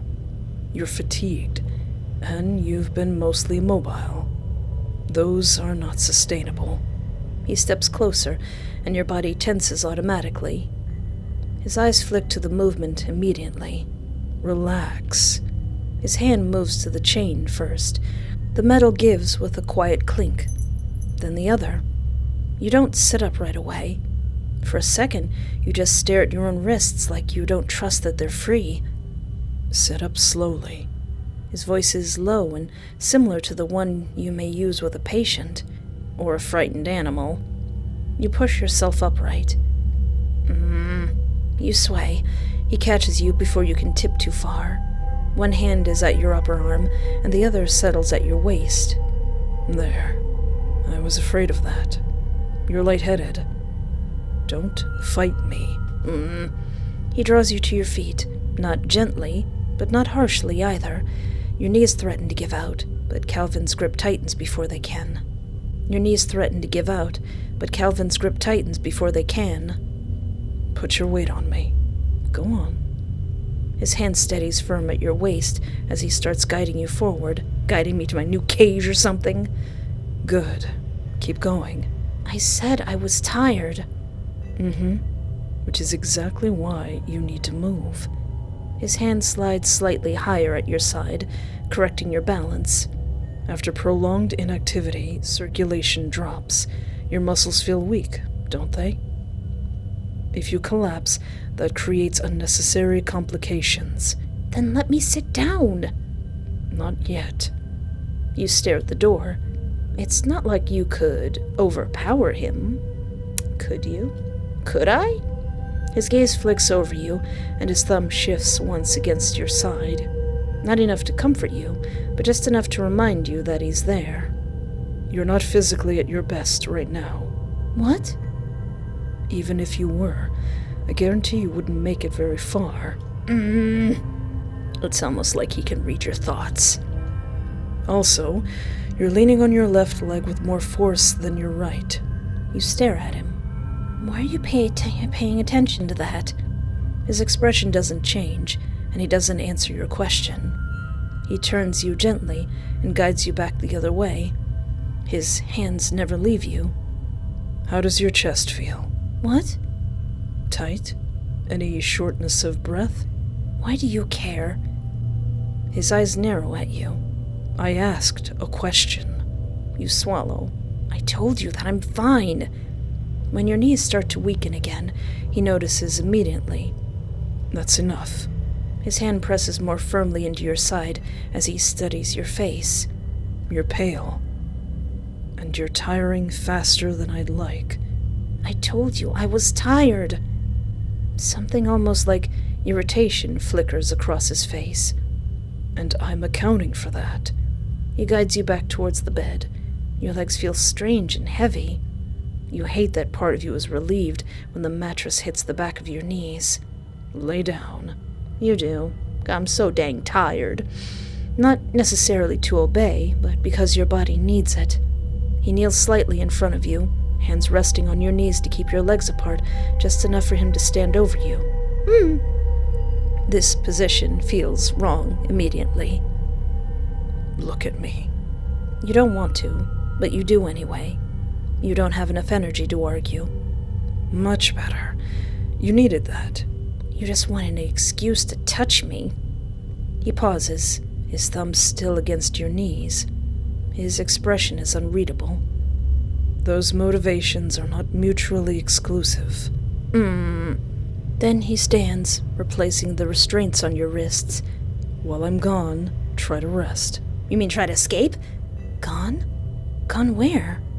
You needed movement. Now you need recovery. His hand lingers near your arm for a second too long, before he finally straightens. Try to sleep. I have to run and get groceries, but I won't be long. Behave yourself. He turns and heads towards the stairs. The sound of his footsteps fade. Then the door upstairs opens and closes.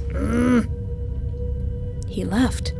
Your body still feels heavy, despite the temporary sense of freedom and despite the opportunity. Your body doesn't allow you to move. The door opens and he steps back in. You notice the grocery bags first. Your stomach twists in hunger. Cheeseburger, please! Please! After. After? Your relief vanishes. He moves past the groceries and towards a cabinet. He opens it and you hear the shifting of glass and metal. What do you mean? It's better if this is done on an empty stomach. Oh, he's doing the blood test to check my iron levels. Okay, that's why he didn't feed me yet. All right. Espoir. Wake up. What? Your body feels heavy and hollow, like whatever little strength you had left has been drained out of you. When your eyes finally open, Calvin is already leaning over you. His hand is at your face, his thumb resting lightly near your jaw. The moment he sees your eyes focus on him, something, possibly relief, appears in his expression. Did you almost kill me again? It's brief but unmistakable. There you are. You fainted. The tightness in his voice doesn't match his usual composure. You were unresponsive longer than I was comfortable with. What? Your throat feels dry. Even that one word comes out weak. Don't try to sit up yet. I need to make sure you're all right. His hand moves to your wrists immediately. His fingers press against your pulse. His eyes stay fixed there, focused and severe. Then his other hand comes to your face. He pulls your lower eyelid down gently, checking your pupils. Look at me. You do. Not because you want to, but because the intensity in his face makes it difficult not to. Why, you scared or something? Any nausea? Dizziness? Blurred vision? Just weak. His jaw tightens. For a second, he looks genuinely upset. You should have told me sooner. I told you I was tired. I would have postponed the blood test. Gradually, the tension in his posture eases. All right. You're stable. Just exhausted. His voice settles back into something calmer, though not fully. You scared me. The confession is quiet, almost reluctant. Aww. like it slipped out before you could stop it. Before you can decide what to do with that, a sudden sound cuts through the room. Eh? Other people? 3 firm knocks echo from upstairs. Calvin stills completely. His head turns slightly towards the ceiling, then back to you, and whatever softness was in him vanishes. Oh no, are we gonna get a look at what he's gonna do to somebody else? That's a nice picture. I'll say right now, that's a really nice picture. In one smooth movement, he leans closer. His eyes lock onto yours with sudden, frightening intensity.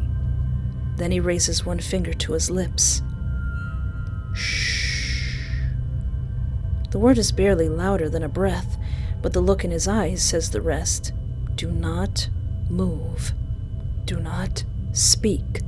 Do not make a sound. What if I do? The knocking repeats from upstairs, louder and more insistent. Calvin doesn't take his eyes off you. Stay quiet, and stay exactly where you are. He waits 1 second longer, making sure you understand. Then he turns and moves towards the stairs. His footsteps are as controlled as ever, but quicker now. The house goes quiet for half a second, and then you hear it. A door opening upstairs, along with Calvin's footsteps crossing the floor above you. You lie there, every muscle tense, listening. Your pulse still hasn't settled from the way he looked at you, that warning in his eyes. Then you hear voices, muffled through the ceiling. They're too distorted to make out clearly. One of them is his, sounding low and controlled, professional enough that if you didn't know better, it might sound almost normal. The other voice is unfamiliar. It sounds deep, like a male's. You can't make out the words, only the rhythm of them. Your whole body goes cold. Someone is here. Someone real. Someone who isn't him. You could scream. You should scream. Shouldn't you? Your mind moves too fast all at once. If you yell, they might hear you. If they hear you, maybe they'll call the police. Maybe they come from downstairs. Maybe this ends. Maybe then another thought cuts through it. Calvin has a gun. Does he? You saw it. You know he keeps it close. If you scream, what does he do? To you? To the man upstairs? Your mouth goes dry.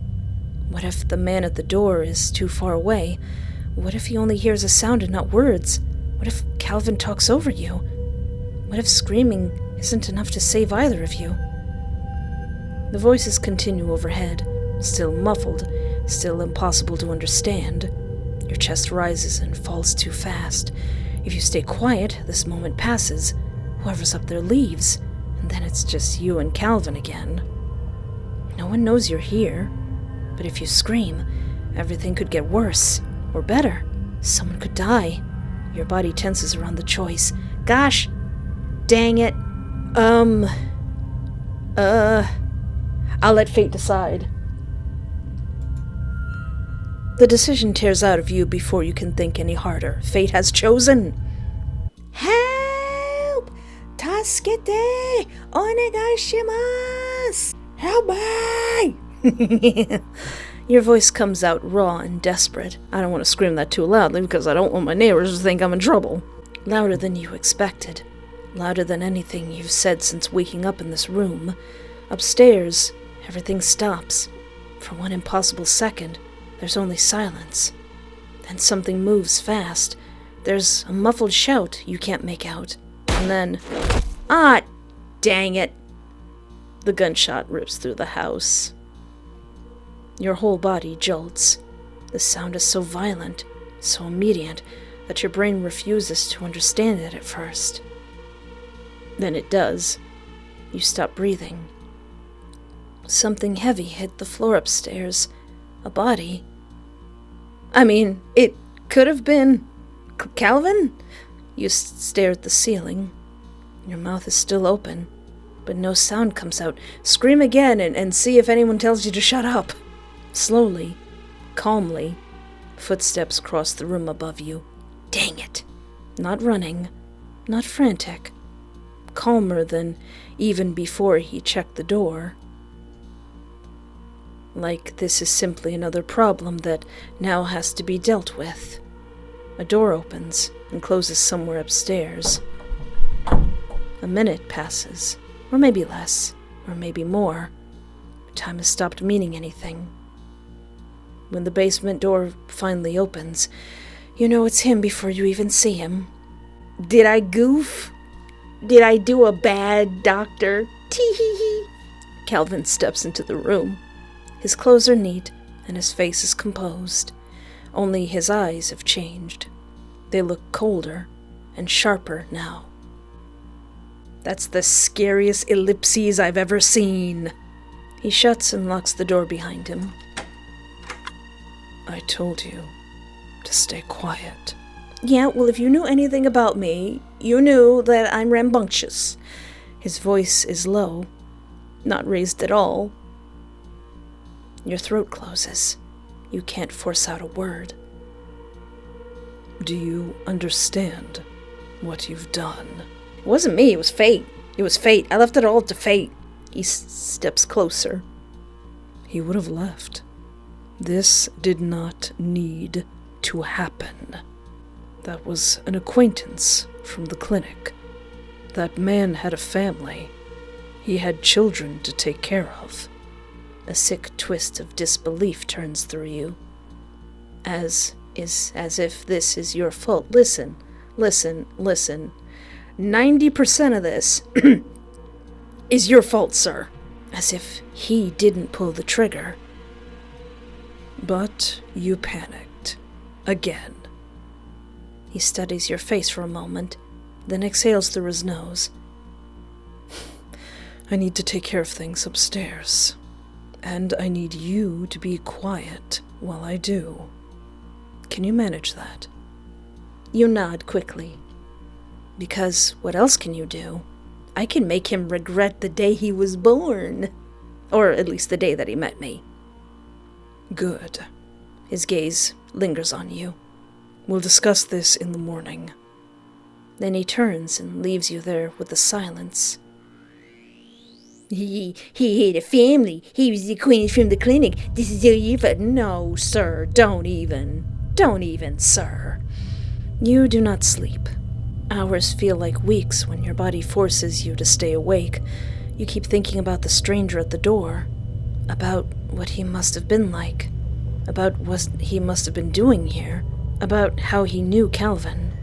About what he would be doing now if you never screamed. Well, we'll find that out later. Or wait, we won't find that out later because we'll still be kidnapped.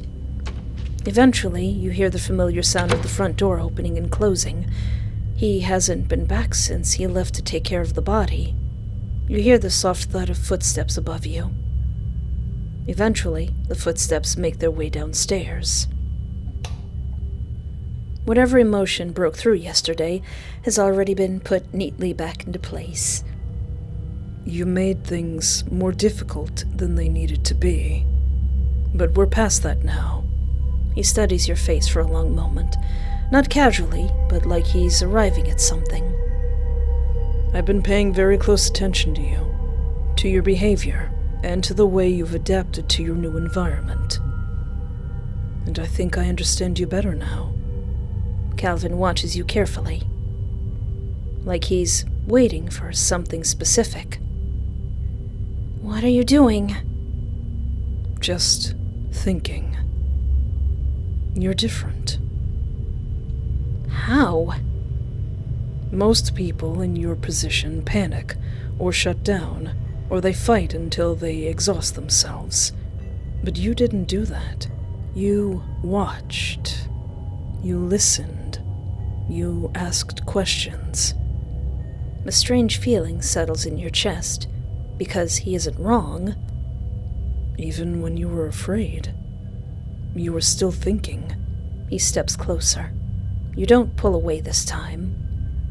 Not because you trust him, but because you want to know what he's going to say next. Do you remember what you saw on the computer? You do. You remember the files, the images, the thing about my pregnancy medication. You weren't supposed to find that yet, but you did. And you tried to understand it. Something cold settles in your stomach. There better not be anything in my stomach. What is it? The question slips out before you can stop it. And the moment you say it, you realize what you just did. Calvin smiles, like something just clicked into place. That. Exactly that. I was worried I'd have to stop. That I'd have to put certain things on hold until I could trust you enough.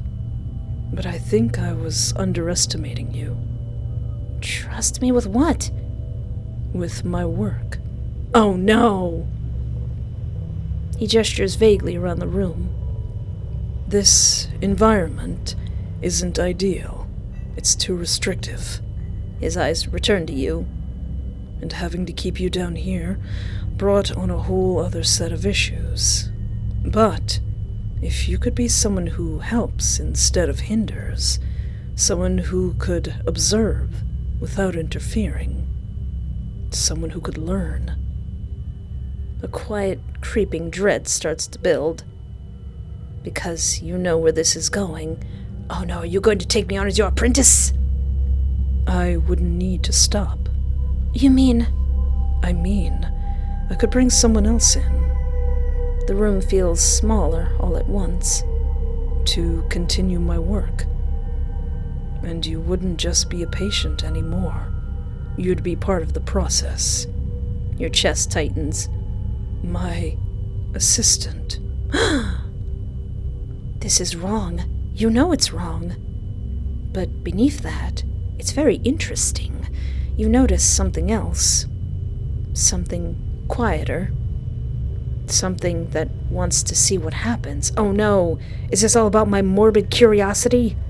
Calvin watches your expression carefully. Waiting. You don't have to answer now, but tell me something. If I brought someone else down here, would you try to stop me? You open your mouth. You don't say anything. That's enough. He steps back, giving you space, not out of kindness, but out of confidence that you'll do exactly as he wants. Oh no! A few days later, the basement changes. Not dramatically, and not all at once, just enough to make room for someone new.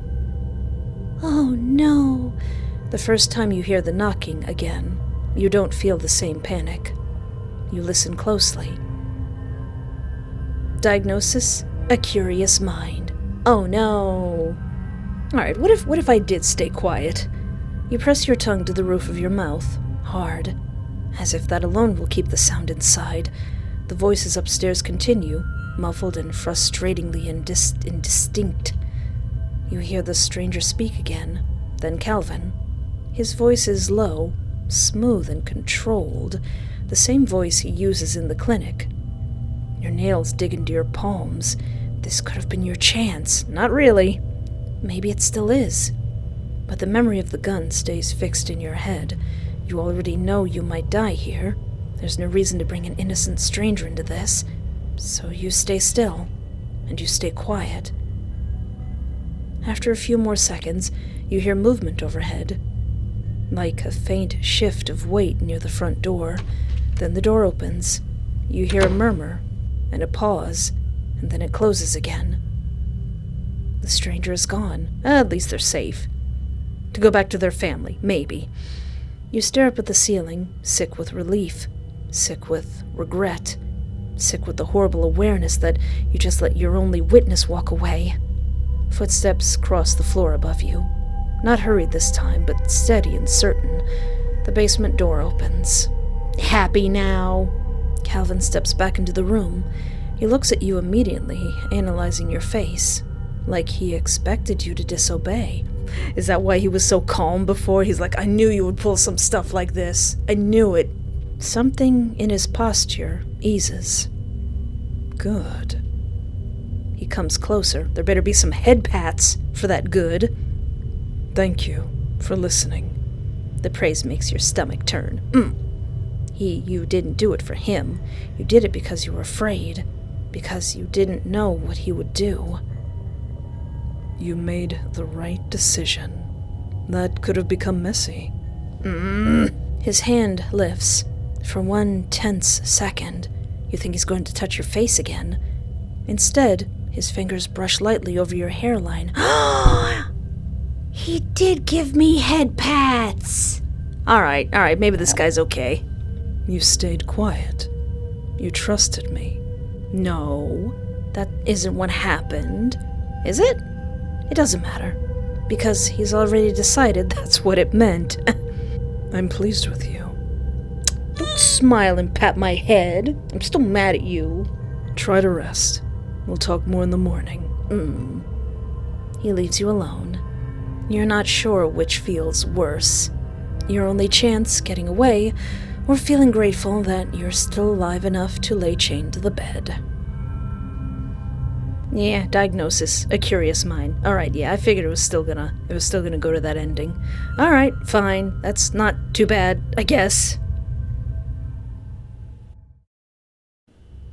Alright, I went through it, did a few different choices, and now he's saying this. I think I understand you better now. Calvin is quiet for a long time. Long enough that the silence begins to feel deliberate, like he's arranging his thoughts into the kindest shape possible before giving them to you. 'Cause I didn't eat. I was real scared and fidgety, and I was always like, please let me go. Please let me go. When are you gonna let me go? And he's like, fine, get out. I don't think you're happy. What gave it away? The words are simple, almost absurdly so. As if you couldn't have possibly noticed that before. You don't answer. You don't have the energy to. No, I suppose you wouldn't be. Not like this. His gaze drifts over your face and body, not hungrily and not analytically like it usually is, just heavily. Oh, did all my begging get to him? I've tried to be patient with you. I've tried to make this easier and more comfortable for you. And yet, none of it seems to reach you. Not the care, not the effort, not what I sacrificed and risked to build this life for you. His voice never rises, which somehow sounds worse. You kidnapped me. I'm sorry if I hurt your feelings. He nods once. Yes. And I know that's how you'll always frame it. There is no anger in him, no defensiveness, just a tired certainty. I thought, eventually, you'd understand. Maybe not immediately, maybe not willingly, but eventually. I thought once the stressors of your old life faded, you'd be able to feel what I was trying to give you. He exhales through his nose, slowly, like even that hurts. But you're miserable. And even through my bias, I can see that. He says it like he's been forced to admit something he didn't want to believe. Like he's using the last few minutes of your life as a confession booth. I don't think you're capable of being grateful for this. Not anymore. And if you can't be grateful, then none of this can become what it is meant to become. What are you saying? Are you gonna let me go? Did begging work? He looks at you with unbearable softness. I'm saying, I don't want to keep hurting you just because I can't let go. Then don't. I could open the door. You could do that. I have the key, right here. His gaze lowers to the restraints. I could let you walk out of here. Your heart stutters in your chest. You could do that. That is a possibility. That is a thing that could happen. For one impossible second, you think he means it. Then do it. He looks pained by how quickly you say it. You'd go to the police. No. You'd tell them everything. No, Calvin, I swear. I swear upon all of my fictional husbands. I won't tell a soul. I'm sorry, Espoir, but I can't do that. You go still, because a small part of you already knows what he's about to do. No, Calvin! His face changes at that, just enough to show that hearing his name like that still does something to him. Don't. Please. Don't make this uglier than it has to be. I've spent days watching you suffer, watching you recoil from me, watching you live like every moment here is unbearable. And I know what prolonged suffering does to the body, to the mind. I won't let that be the rest of your life. He rises from the chair to slip on one of his coats. You tense immediately. Cal? Callie Poo? What are you plotting? The movement is instinctive and pathetic. It's useless. Of course he notices. See? Even now, you're afraid of me. He turns towards the cabinet. Please! Your voice breaks around the word. Please don't! He doesn't answer right away. When he turns back, there's a syringe in his hand. I'm going to make this gentle. No! I know. But you don't know what you need.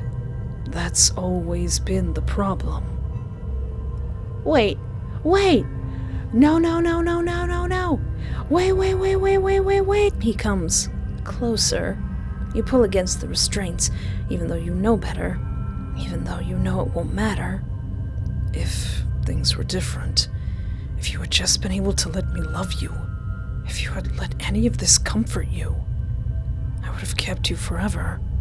His hand closes around your arm. Not rough, but steady, almost careful. I'm sorry. The needle slides in. Ah! You twist, but only once. Your strength leaves too quickly. Whatever he gave you burns less than you expected. Your vision begins to soften at the edges. Calvin's hand remains around your arm until the trembling subsides. Then he moves closer, close enough that you can feel the warmth of him beside you. There. That's better. His fingers brush your hair back from your face. You don't have to be afraid anymore. You don't have to fight anymore. You can rest. Your body feels distant now. Your thoughts unravel, one by one, like threads slipping loose from worn fabric. You try to keep your eyes open, but only because closing them feels too much like agreeing to this. Calvin is still there when your vision blurs, still watching, still making sure the end of you is orderly. I really did love you. And because he says it so softly, because his hand is still smoothing your hair back, because your body is finally too tired to hurt, a small, treacherous part of you feels relieved, and that is the last thing he takes from you.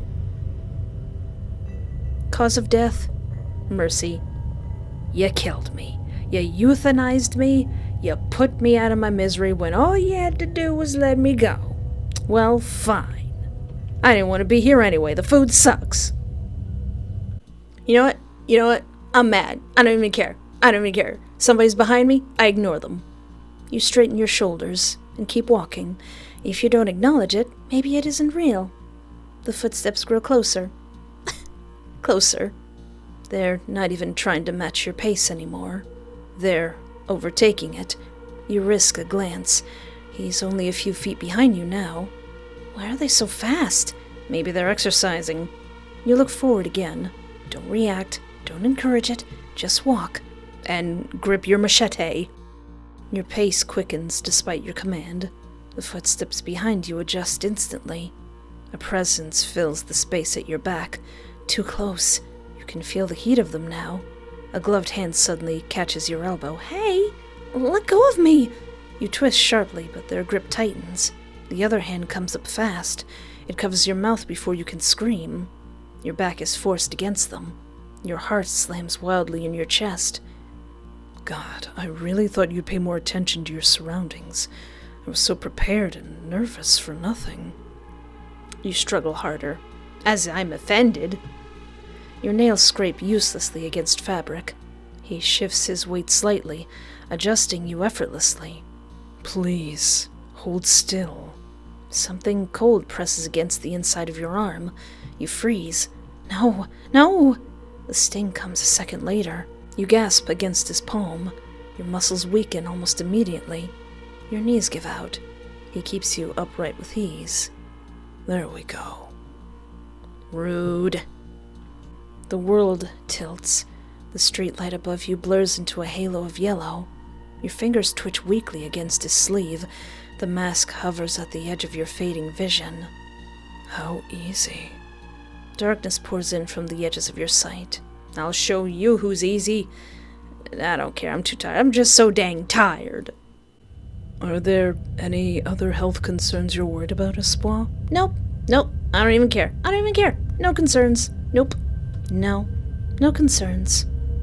Calvin watches you for a moment. Something disappointed appears in his expression.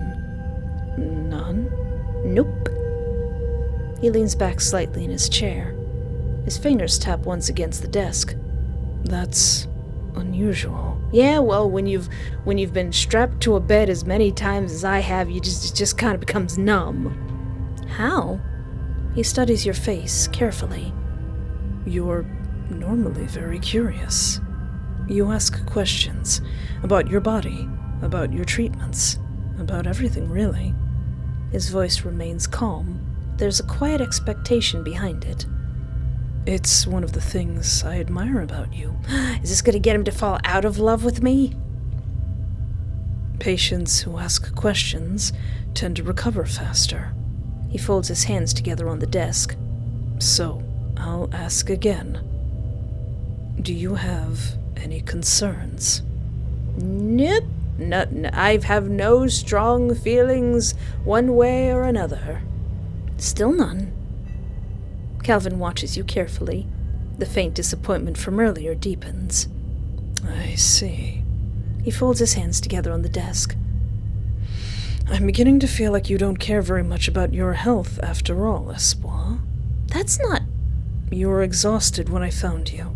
Working long hours, skipping meals, ignoring symptoms. His gaze sharpens slightly. And now you're sitting in front of a doctor, someone giving you the chance to ask questions, and you refuse. He exhales quietly. That's disappointing. He turns back to the computer. The keyboard clicks softly.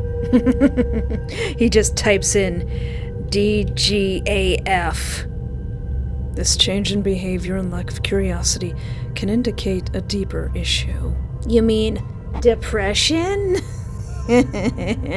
It's likely not a particularly healthy response. What are you writing? He's like, oh, now you're curious. He doesn't look up. Just making a note. We'll have to work on that. He turns back to you, eyes lingering on the computer a moment longer before meeting your gaze. Despite this disappointing situation, I'm really looking forward to our future together, Espoir. I'm looking forward to annoying you. You know what? I don't even care. I'm gonna stay put. I'm just gonna stay here. You sink back into the mattress. Your muscles ache from yesterday. You stare up at the ceiling. The note sits beside you. 4 p.m. The number circles your thoughts, but it doesn't mean anything. There's no way to measure the hours. For all you know, it could already be afternoon. You try to relax and do what he said. Rest. But every time your eyes close, the same thoughts come rushing back. How long has he been planning this? How long has he been watching you? How long until he comes back? Eventually, your thoughts start to blur. Not quite sleep, but something close. Time passes. Slowly. Eventually, you hear the front door click open and close. Still resting. Good. His gaze lingers, draping over your body in approval. I wasn't sure you'd stay there. I'm just tired, Doc. I'm tired. But I'm very glad you did. Calvin sits something on the desk before settling onto the chair beside the bed. Hey, can I stay upstairs with you? Can I chill up there with you? You got PS4? You got games on your computer? Can't I stay in the house with you instead of this weird basement thing? Calvin leans back in his chair slightly, folding his arms in front of him as if considering the proposal. I would enjoy that very much. A glimmer of false hope sparks in your chest. But at this stage, I can't trust that you would respect the rules here. He watches you carefully, his calm gaze never leaving your face. You've been relatively well behaved, but it'll take time. For now, the basement is the most appropriate place to ensure your safety. The moment you can demonstrate that you understand the rules and can follow them consistently, we will revisit this arrangement. For a moment, the room settles into a heavy silence. I think I understand you better now. Calvin watches you for a long time. Doc, I'm just tired. I'm so tired. Longer than usual, and longer than necessary. You're used to being studied and observed, but this feels different. Not like he's analyzing you, but like he's searching for something. Say something. You open your mouth, but nothing comes out. It isn't fear or defiance. There's just nothing there to offer him. His eyes narrow slightly. Not in anger, but in confusion. It's strange to see on a person who's usually certain about everything. I do not understand. You've been like this for days, flat and unresponsive. I thought it was just a temporary stress response. He steps closer, but you don't react. But you're not improving. I'm fine. Your voice sounds wrong, like it belongs to someone else. No, you're not. He takes your wrists and checks your pulse, watching your breathing. Your body is functioning. Physically, you seem normal. So why aren't you here? I'm dissociating, Doc. You don't answer. Not because you're refusing, but because you don't know the answer either. Oh, is this the depression ending? He tries to fix it. Doc? With food. Never mind. This is looking up. Conversation. Medication. Touch. Distance. Everything he can justify. Weeks pass, but nothing works. Oh. Eventually, he stops trying. Not out of frustration, but out of certainty that you're not coming back. I think I understand now. You're still alive, but you're not living. Oh. He slowly exhales, like he's trying to accept something. I think I've lost you, and there's nothing left for me to preserve. I was hoping that you would enjoy your stay here and have gratitude for it, but I've made a mistake. Keeping you like this would be meaningless. It would be unethical. Doctor, I think there are several things that you've done that could be considered unethical. He steps away and opens the cabinet. You watch him move, but you aren't scared. He grabs the coat that goes with his uniform, slipping it back on. When he turns back, there's something in his hand. Wait, you're not gonna do this again, are you? This will be quick. But wait. Hold on a sec, Doc. All you gotta do is convince Sony to release Bloodborne on Steam. That'll wake me up. That will wake me up from a coma. You don't respond. You don't resist. You don't even think about resisting. He takes your arm, steadily and carefully. I won't let you exist like this. There's no apology in his voice. The sensation is brief, barely even painful. You just feel the pressure, then warmth. I'm head out. Your body begins to slow. Why is everything scary now? Your thoughts, already distant, begin to fade. Something inside you loosens and unravels, and for the first time, there is something there again. Faint, small, but unmistakable. Gratitude. Not for the life he gave you, not like he wanted, but for letting you rest. I'm like, Fluffin', finally! Cause of death, passivity. Okay. I cared so little that I died from it. Alright, I've been a bit of a butt this entire time, but then again, he did kidnap me. So what if I go through and I'm nice? What if I'm nice with it? Also, a huge thank you to the developer for providing a very clear and concise walkthrough. That is incredibly helpful. Thank you so much. I virtually hand you a cookie. Politely greet the intruder who is sneaking up upon me. Who is sneaking up upon me, I so quietly wonder. Hi. Sorry, I just noticed we were walking the same way. The figure hesitates, like you startled them. Then they step into clearer light. Hey, you look a lot like my doctor. Now, I should ask him why he's staring at me, but what happens if I flirt with him? You know, for someone who went through all this trouble, you're acting very shy. Hee. Nothing? Aw. What? You kidnapped me, tied me up, and started monologuing like a man with very specific fantasies. So what now? Do I scream? Or does that ruin the mood? Careful. Aw, but isn't that what you wanted? This is the true route that Espoir would take. You are only trying to provoke me. Is it working? That isn't the point. Besides, we have work to do. Aw, you're no fun. Why are you even staring at me, bro? He blinks, then looks away, almost embarrassed. Sorry. I didn't mean to make you uncomfortable. He pauses, then speaks quieter. I'm just so used to seeing you in a professional setting. He exhales, something like relief. But I don't have to be professional anymore. He smiles, unsure, a little unhinged. Aw, how cute! It's sort of freeing, but honestly, I don't quite know where to start. Calvin exhales slowly, as if settling into something routine. Well, I suppose a general checkup would be a good place to start.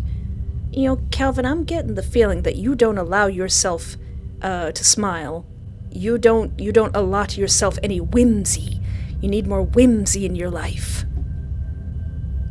His hand comes up instead, fingers resting lightly at your jaw, guiding your face towards him. Doc, please, no. He leans in, then his lips meet yours. Huh? He exhales softly against your mouth, and for a moment, he stays there, savoring the contact more than acting on it. I'm gonna kiss him back. You don't know what makes you do it, but when he starts to pull away, you follow him. You kiss him back. For one brief second, Calvin loses the rhythm himself. His breath catches against your mouth. Then his hand tightens slightly at your cheek. Oh, indeed. Your face burns immediately. I don't know why I did that. 'Cause I'm being nice. I do. Then he kisses you again. His hand shifts from your jaw to your cheek, thumb brushing lightly along your skin as he tilts his head, deepening it just slightly. His goatee grazes your chin. A quiet sound leaves him, something in between a breath and a content hum. When he pulls back, it's not far, just enough to look at you. His thumb traces your cheek, slow and repetitive. Your stomach flutters, and you can't tell if it's from anxiety or from his touch. You make it so easy to want to take care of you. Don't smile like that. He leans in again, pressing another kiss to your lips. Then one more, like he doesn't quite want to stop. His hand drifts, slowly and absent-mindedly, down from your cheek, along your neck, resting lightly at your shoulder. He pauses there, tapping his fingers near your collarbone. Then he pulls back. No. He speaks low and quiet, almost to himself. Why not? Why not? Let's get this relationship started the proper way. He lets go of you completely, stepping back from the bed, like the distance is necessary. He runs his hand through his hair. He turns slightly away from you, jaw tight. Then he steps towards the stairs. I'll be back in 10 minutes. He pauses at the bottom step. Don't go anywhere. Wasn't planning on it, Pookie. He lets out a quiet, almost amused breath at his own joke. Then he disappears upstairs. What is he doing? There's something I want to ask you, and I want you to answer honestly. I believe I know the answer already, but I need you to say it. Do you love me? You know what? Maybe this arrangement ain't so bad in some kind of delusional, sick way. I sure do pookum schnookums. Yes. Calvin doesn't move. He just stares at you, like he needs to make sure he heard you correctly. Then he exhales with real, unhidden relief. Aw. I knew it. Or, at least, I thought I did. There were times I wondered if I was being careless, if I was letting my own feelings distort what I was seeing. You have to understand, I know I'm not impartial when it comes to you. I started noticing things, the way you looked at me, the way you responded to me, the way that you were looking at my chest disrespectfully, the way your body relaxed even when your heart was racing. And I kept thinking, maybe I'm just seeing what I want to see. But I wasn't. Was I? Aw. No, you're stuck with me now. You showed me extreme affection, and now I'm not going to leave. You don't answer. You already did. Oh no. When he steps closer, you don't pull away. Not because you forgot you can, because some part of you doesn't want to. I knew you'd understand eventually.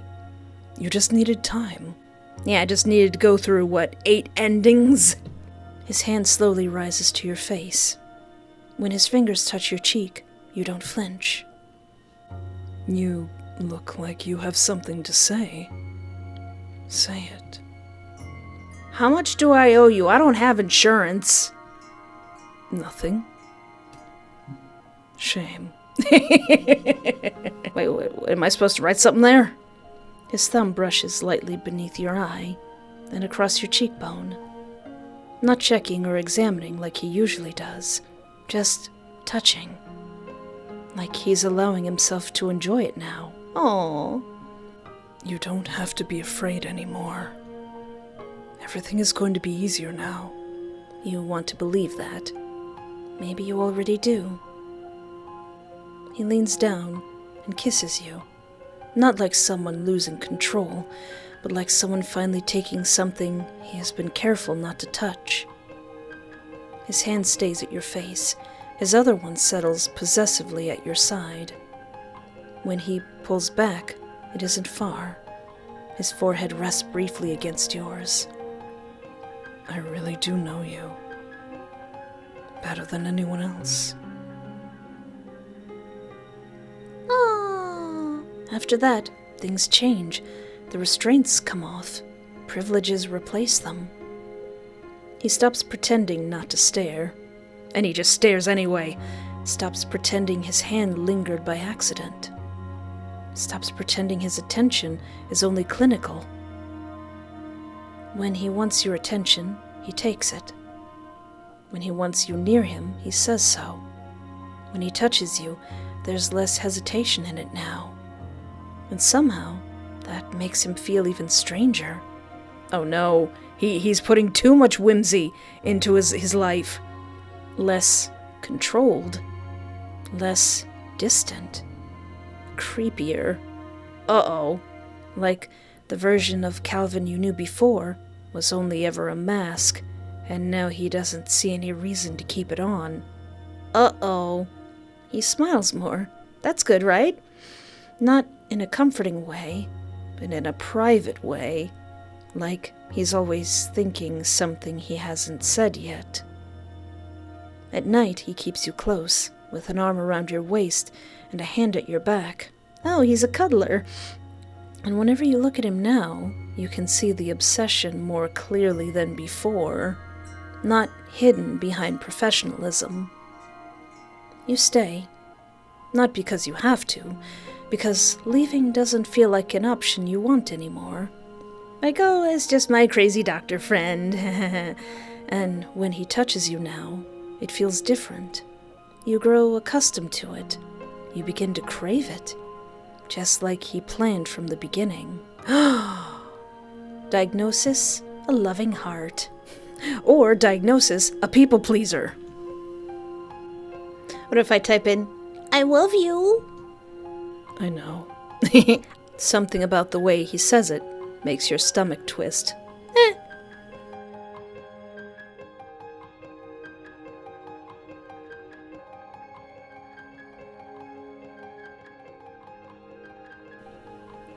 Uh-oh. That's all I've wanted to hear. A quiet laugh slips out of him. Uh-oh, was that secret code the unlocking to his sanity? He tries to catch it. He doesn't quite manage. Say it again. Tell me you need me. I need you, Doc. I need you bad. I don't know what you're gonna do, though. I need you. No. Properly. Tell me who saved you. Calvin saved me? Eep. Good. Again. You saved me. Again. You saved me? And what do you say? Thank you, Calvin. I'm just making him even crazier now. Good. That's better. Better. Better? Better. We'll keep practicing. Until you don't have to think about it anymore. Secret ending. Made better. Just Be Patient, a visual novel by Hexed Honey. Writing, art, music, coding, designed by Hexed Honey, made with Ren Pie. A special thanks to my playtesters and to my sister. She's always been my biggest supporter. Aww, this is my first completed game. You should be very proud of it. Excellent job. I applaud it. And thank you for your patience.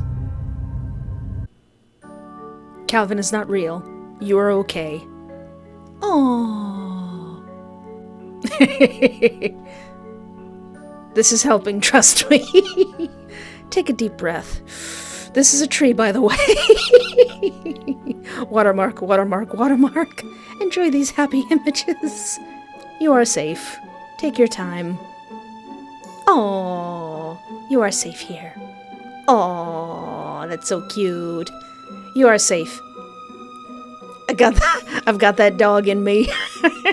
Shutterstork.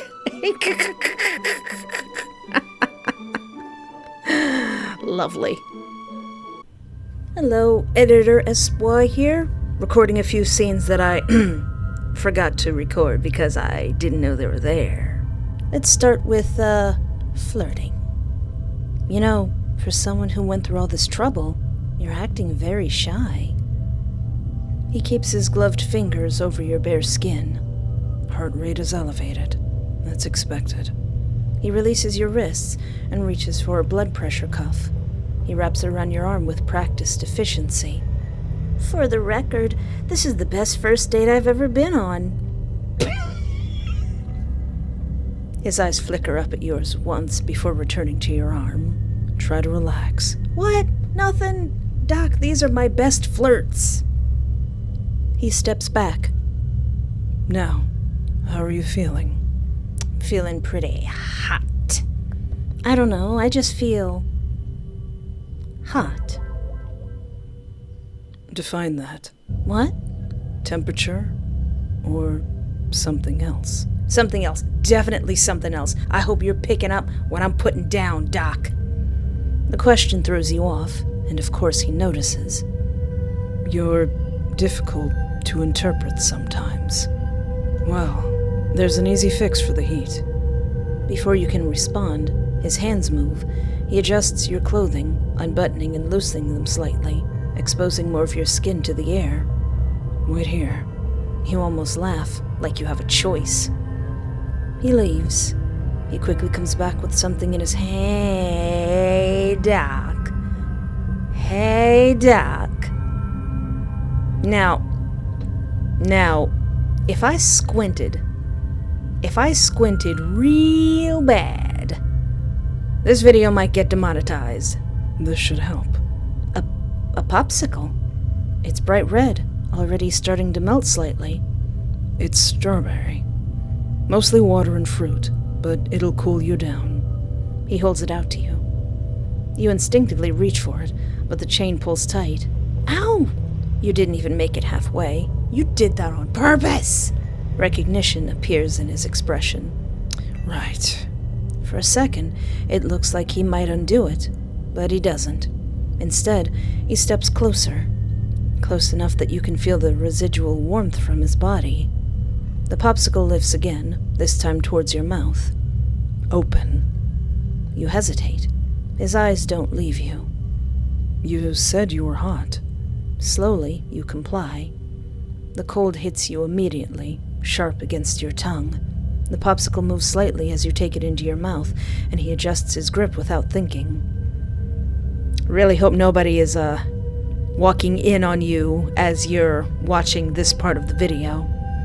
It takes a second to realize what this looks like. Oh no, it didn't. It took less than a second. The angle, the movement, the way he's holding it. Editor me in the future? Wait, I am editor me in the future. Is there something I'm gonna have to edit out right after recording this? You can't tell if he notices. He watches your face closely. Good. That should help you regulate your temperature. His hand holds the popsicle steady, guiding it in and out with a subtle rhythm that mimics something far more intimate. Doc, you're doing this on purpose. See? It's working already.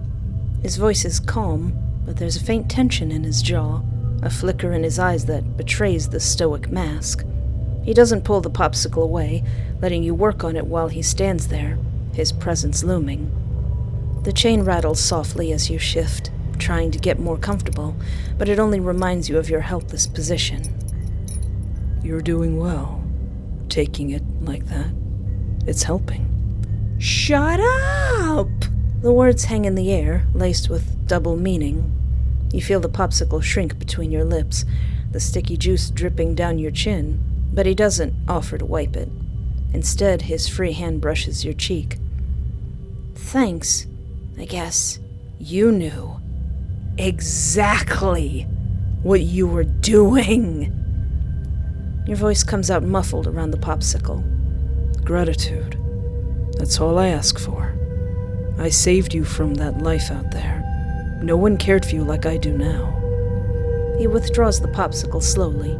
It's nearly gone, just a stub left in his fingers. He sets it aside on a nearby tray, eyes never leaving your face. But words aren't enough. You need to show me. Prove you understand what I've done for you. Oh no! Now, Espoir, I'll be stepping out for a bit. Behave yourself while I'm gone, okay? He turns and heads towards the stairs. The sounds of his footsteps fade. Then the door upstairs opens and closes. Silence settles back into the room. Well, now it's gonna smell like strawberries for a week. And one thing I didn't do was investigate the door. You approach the door with determination, heart hammering in your chest. The metal handle feels cold under your fingers. You gently turn the handle, ignoring, hoping for it to just open. It's locked from the outside. Your attempts became more desperate. You twist it, tug at it, slam your shoulder against it. Nothing. The door does not budge. Panic bubbles up as you slam, kick, and shake it again and again. Your cries echo off the walls, raw and desperate. You claw at the door like a trapped animal. I bet he'll love that. Tears sting your eyes as your frustration grows. No matter what you do, the door holds fast. It is impossible. Your chest heaves as you collapse against it for a moment, trying to steady yourself. Finally, you take a deep breath, wiping your face and forcing your hands to stop trembling. You step back, leaning against the wall, trying to compose yourself. Just as you're about to turn away and explore the room again, you hear it. A soft, deliberate clicking from the door. Your heart skips a beat. Someone is unlocking it. Is it Santa Claus? You take no time to try the handle after the door clicks, hoping to catch him off guard and run past him. But it's still locked. You twist it desperately. Nothing. The door still won't open. And then you hear a voice coming from the other side. Espoir, Your blood runs cold. step away from the door. You stare at it. Your hand is still gripping the handle. Please step away. His voice hasn't changed from yesterday's calm and clinical demeanor. He only sounds a little more careful. Slowly, he pushes the door open a few inches, just enough for you to see him. He's all like, "Hello there." Calvin stands in front of you in the stairway. His expression is controlled, but his eyes flick briefly to the handle in your hand, then back to your face. And that's when you see it. The gun. Oh. Held low at his side, not pointed at you, but very much there.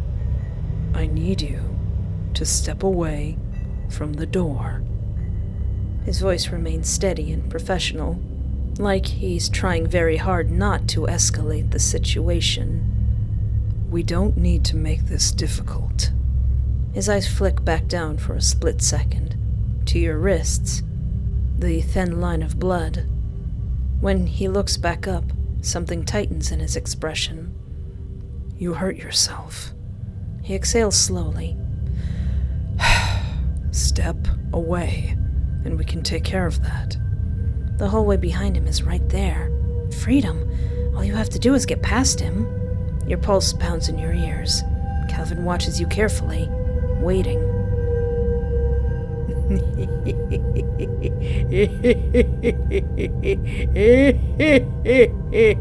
I should save my game first. Run past him! Your shoulder slams into the door, and you bolt forward. For one split second, it almost works. Then Calvin moves. His hand shoots out and grabs your arm.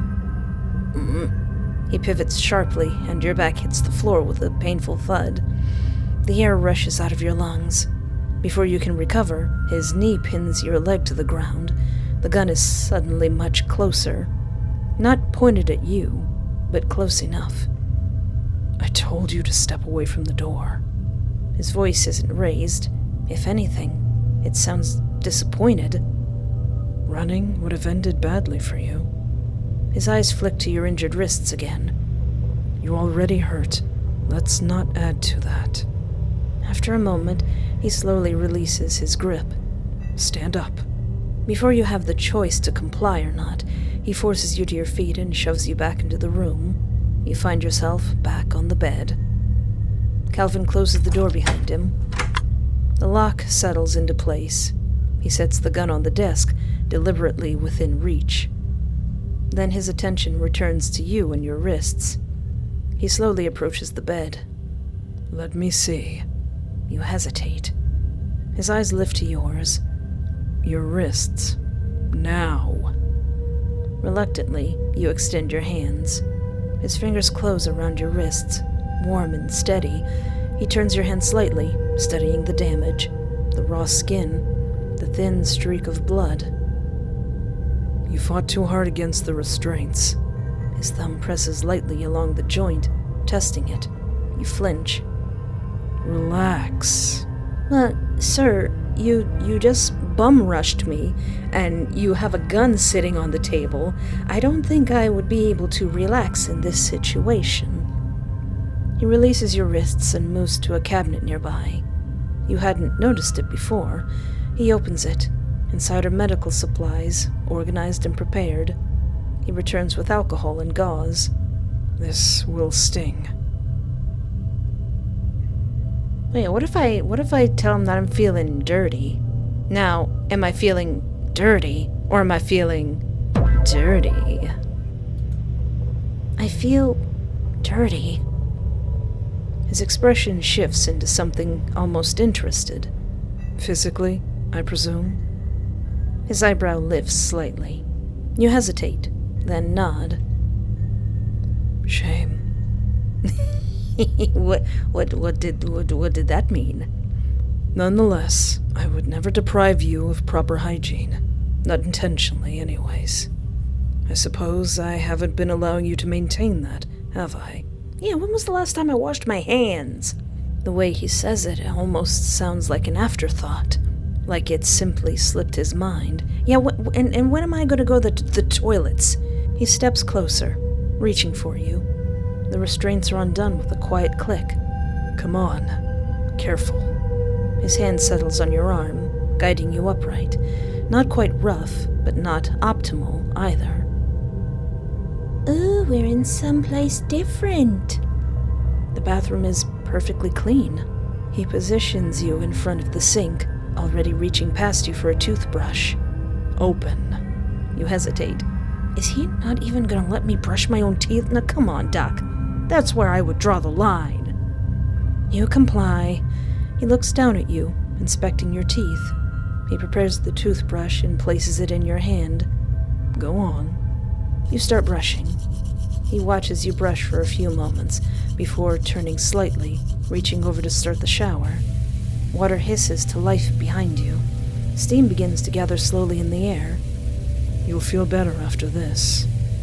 You spit into the sink, rinsing your mouth. Calvin is behind you instead of in between you and the door. You stare at the handle. Your legs tense as you prepare to run. He notices. He immediately seizes your arm, holding it tightly enough to bruise. Don't even think about it.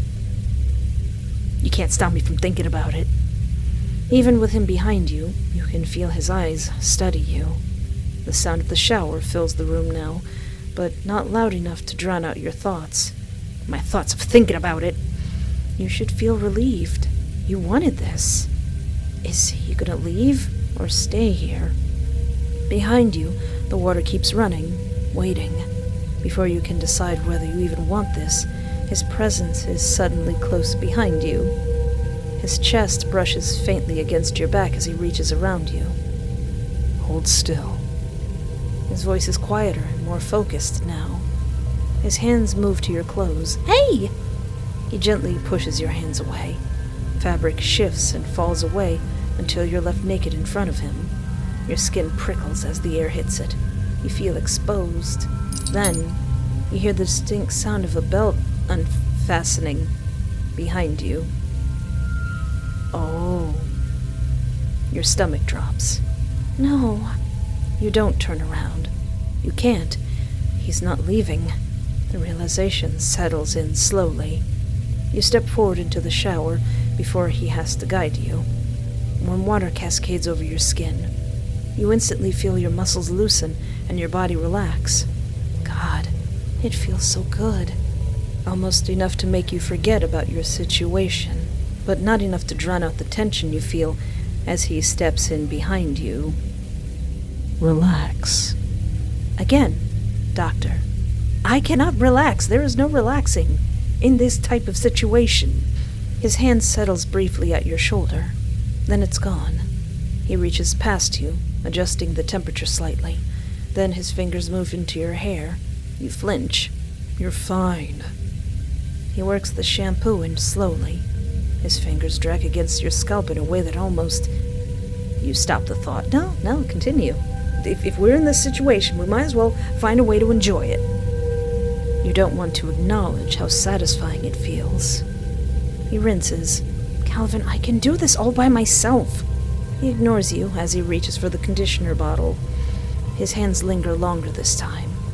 They move slower now, dragging through the strands and separating them carefully. Then they move lower, a cloth replacing his hands. He starts at your shoulders, down your arms, then your back. The water keeps running. Steam thickens the air. You don't know where to look. You definitely don't want to look behind you. Says you. I'm looking. I'm gonna look and I'm going to stare. Disrespectfully. So you just stare at the shower wall. He drags the cloth lower, down to your stomach. His thumb brushes against it, gliding up and down absent-mindedly as he scrubs your skin. His breath brushes faintly against your skin. Or maybe it's just the heat from the water. You can't tell. You're still tense, Espoir. The soapy cloth pauses just above your thighs. It presses against your inner thighs, parting them slightly with firm insistence. Doc, keep this professional, sir. You shift, trying to close your legs, but his free hand steadies your hip, holding you in place. Calvin, please, I can... Remain still. He discards the cloth entirely before gathering a soapy lather on his fingertips. Sir, I hope you know that there's not supposed to be too much soap down there. He moves between your legs, cleaning with slow, deliberate strokes. Calvin! Do not worry. This soap is unscented. Yeah, but still. He rinses his fingers under the spray, then he returns, ensuring no residue remains. For a second, neither of you moves. Then you feel soft, soothing fabric gliding across your skin. He wraps another around his own body. Dry off. You hesitate. He watches you for a moment longer than necessary. You can manage that part. Oh, can I? Can I, Doc? There's something almost dismissive in the way he says it.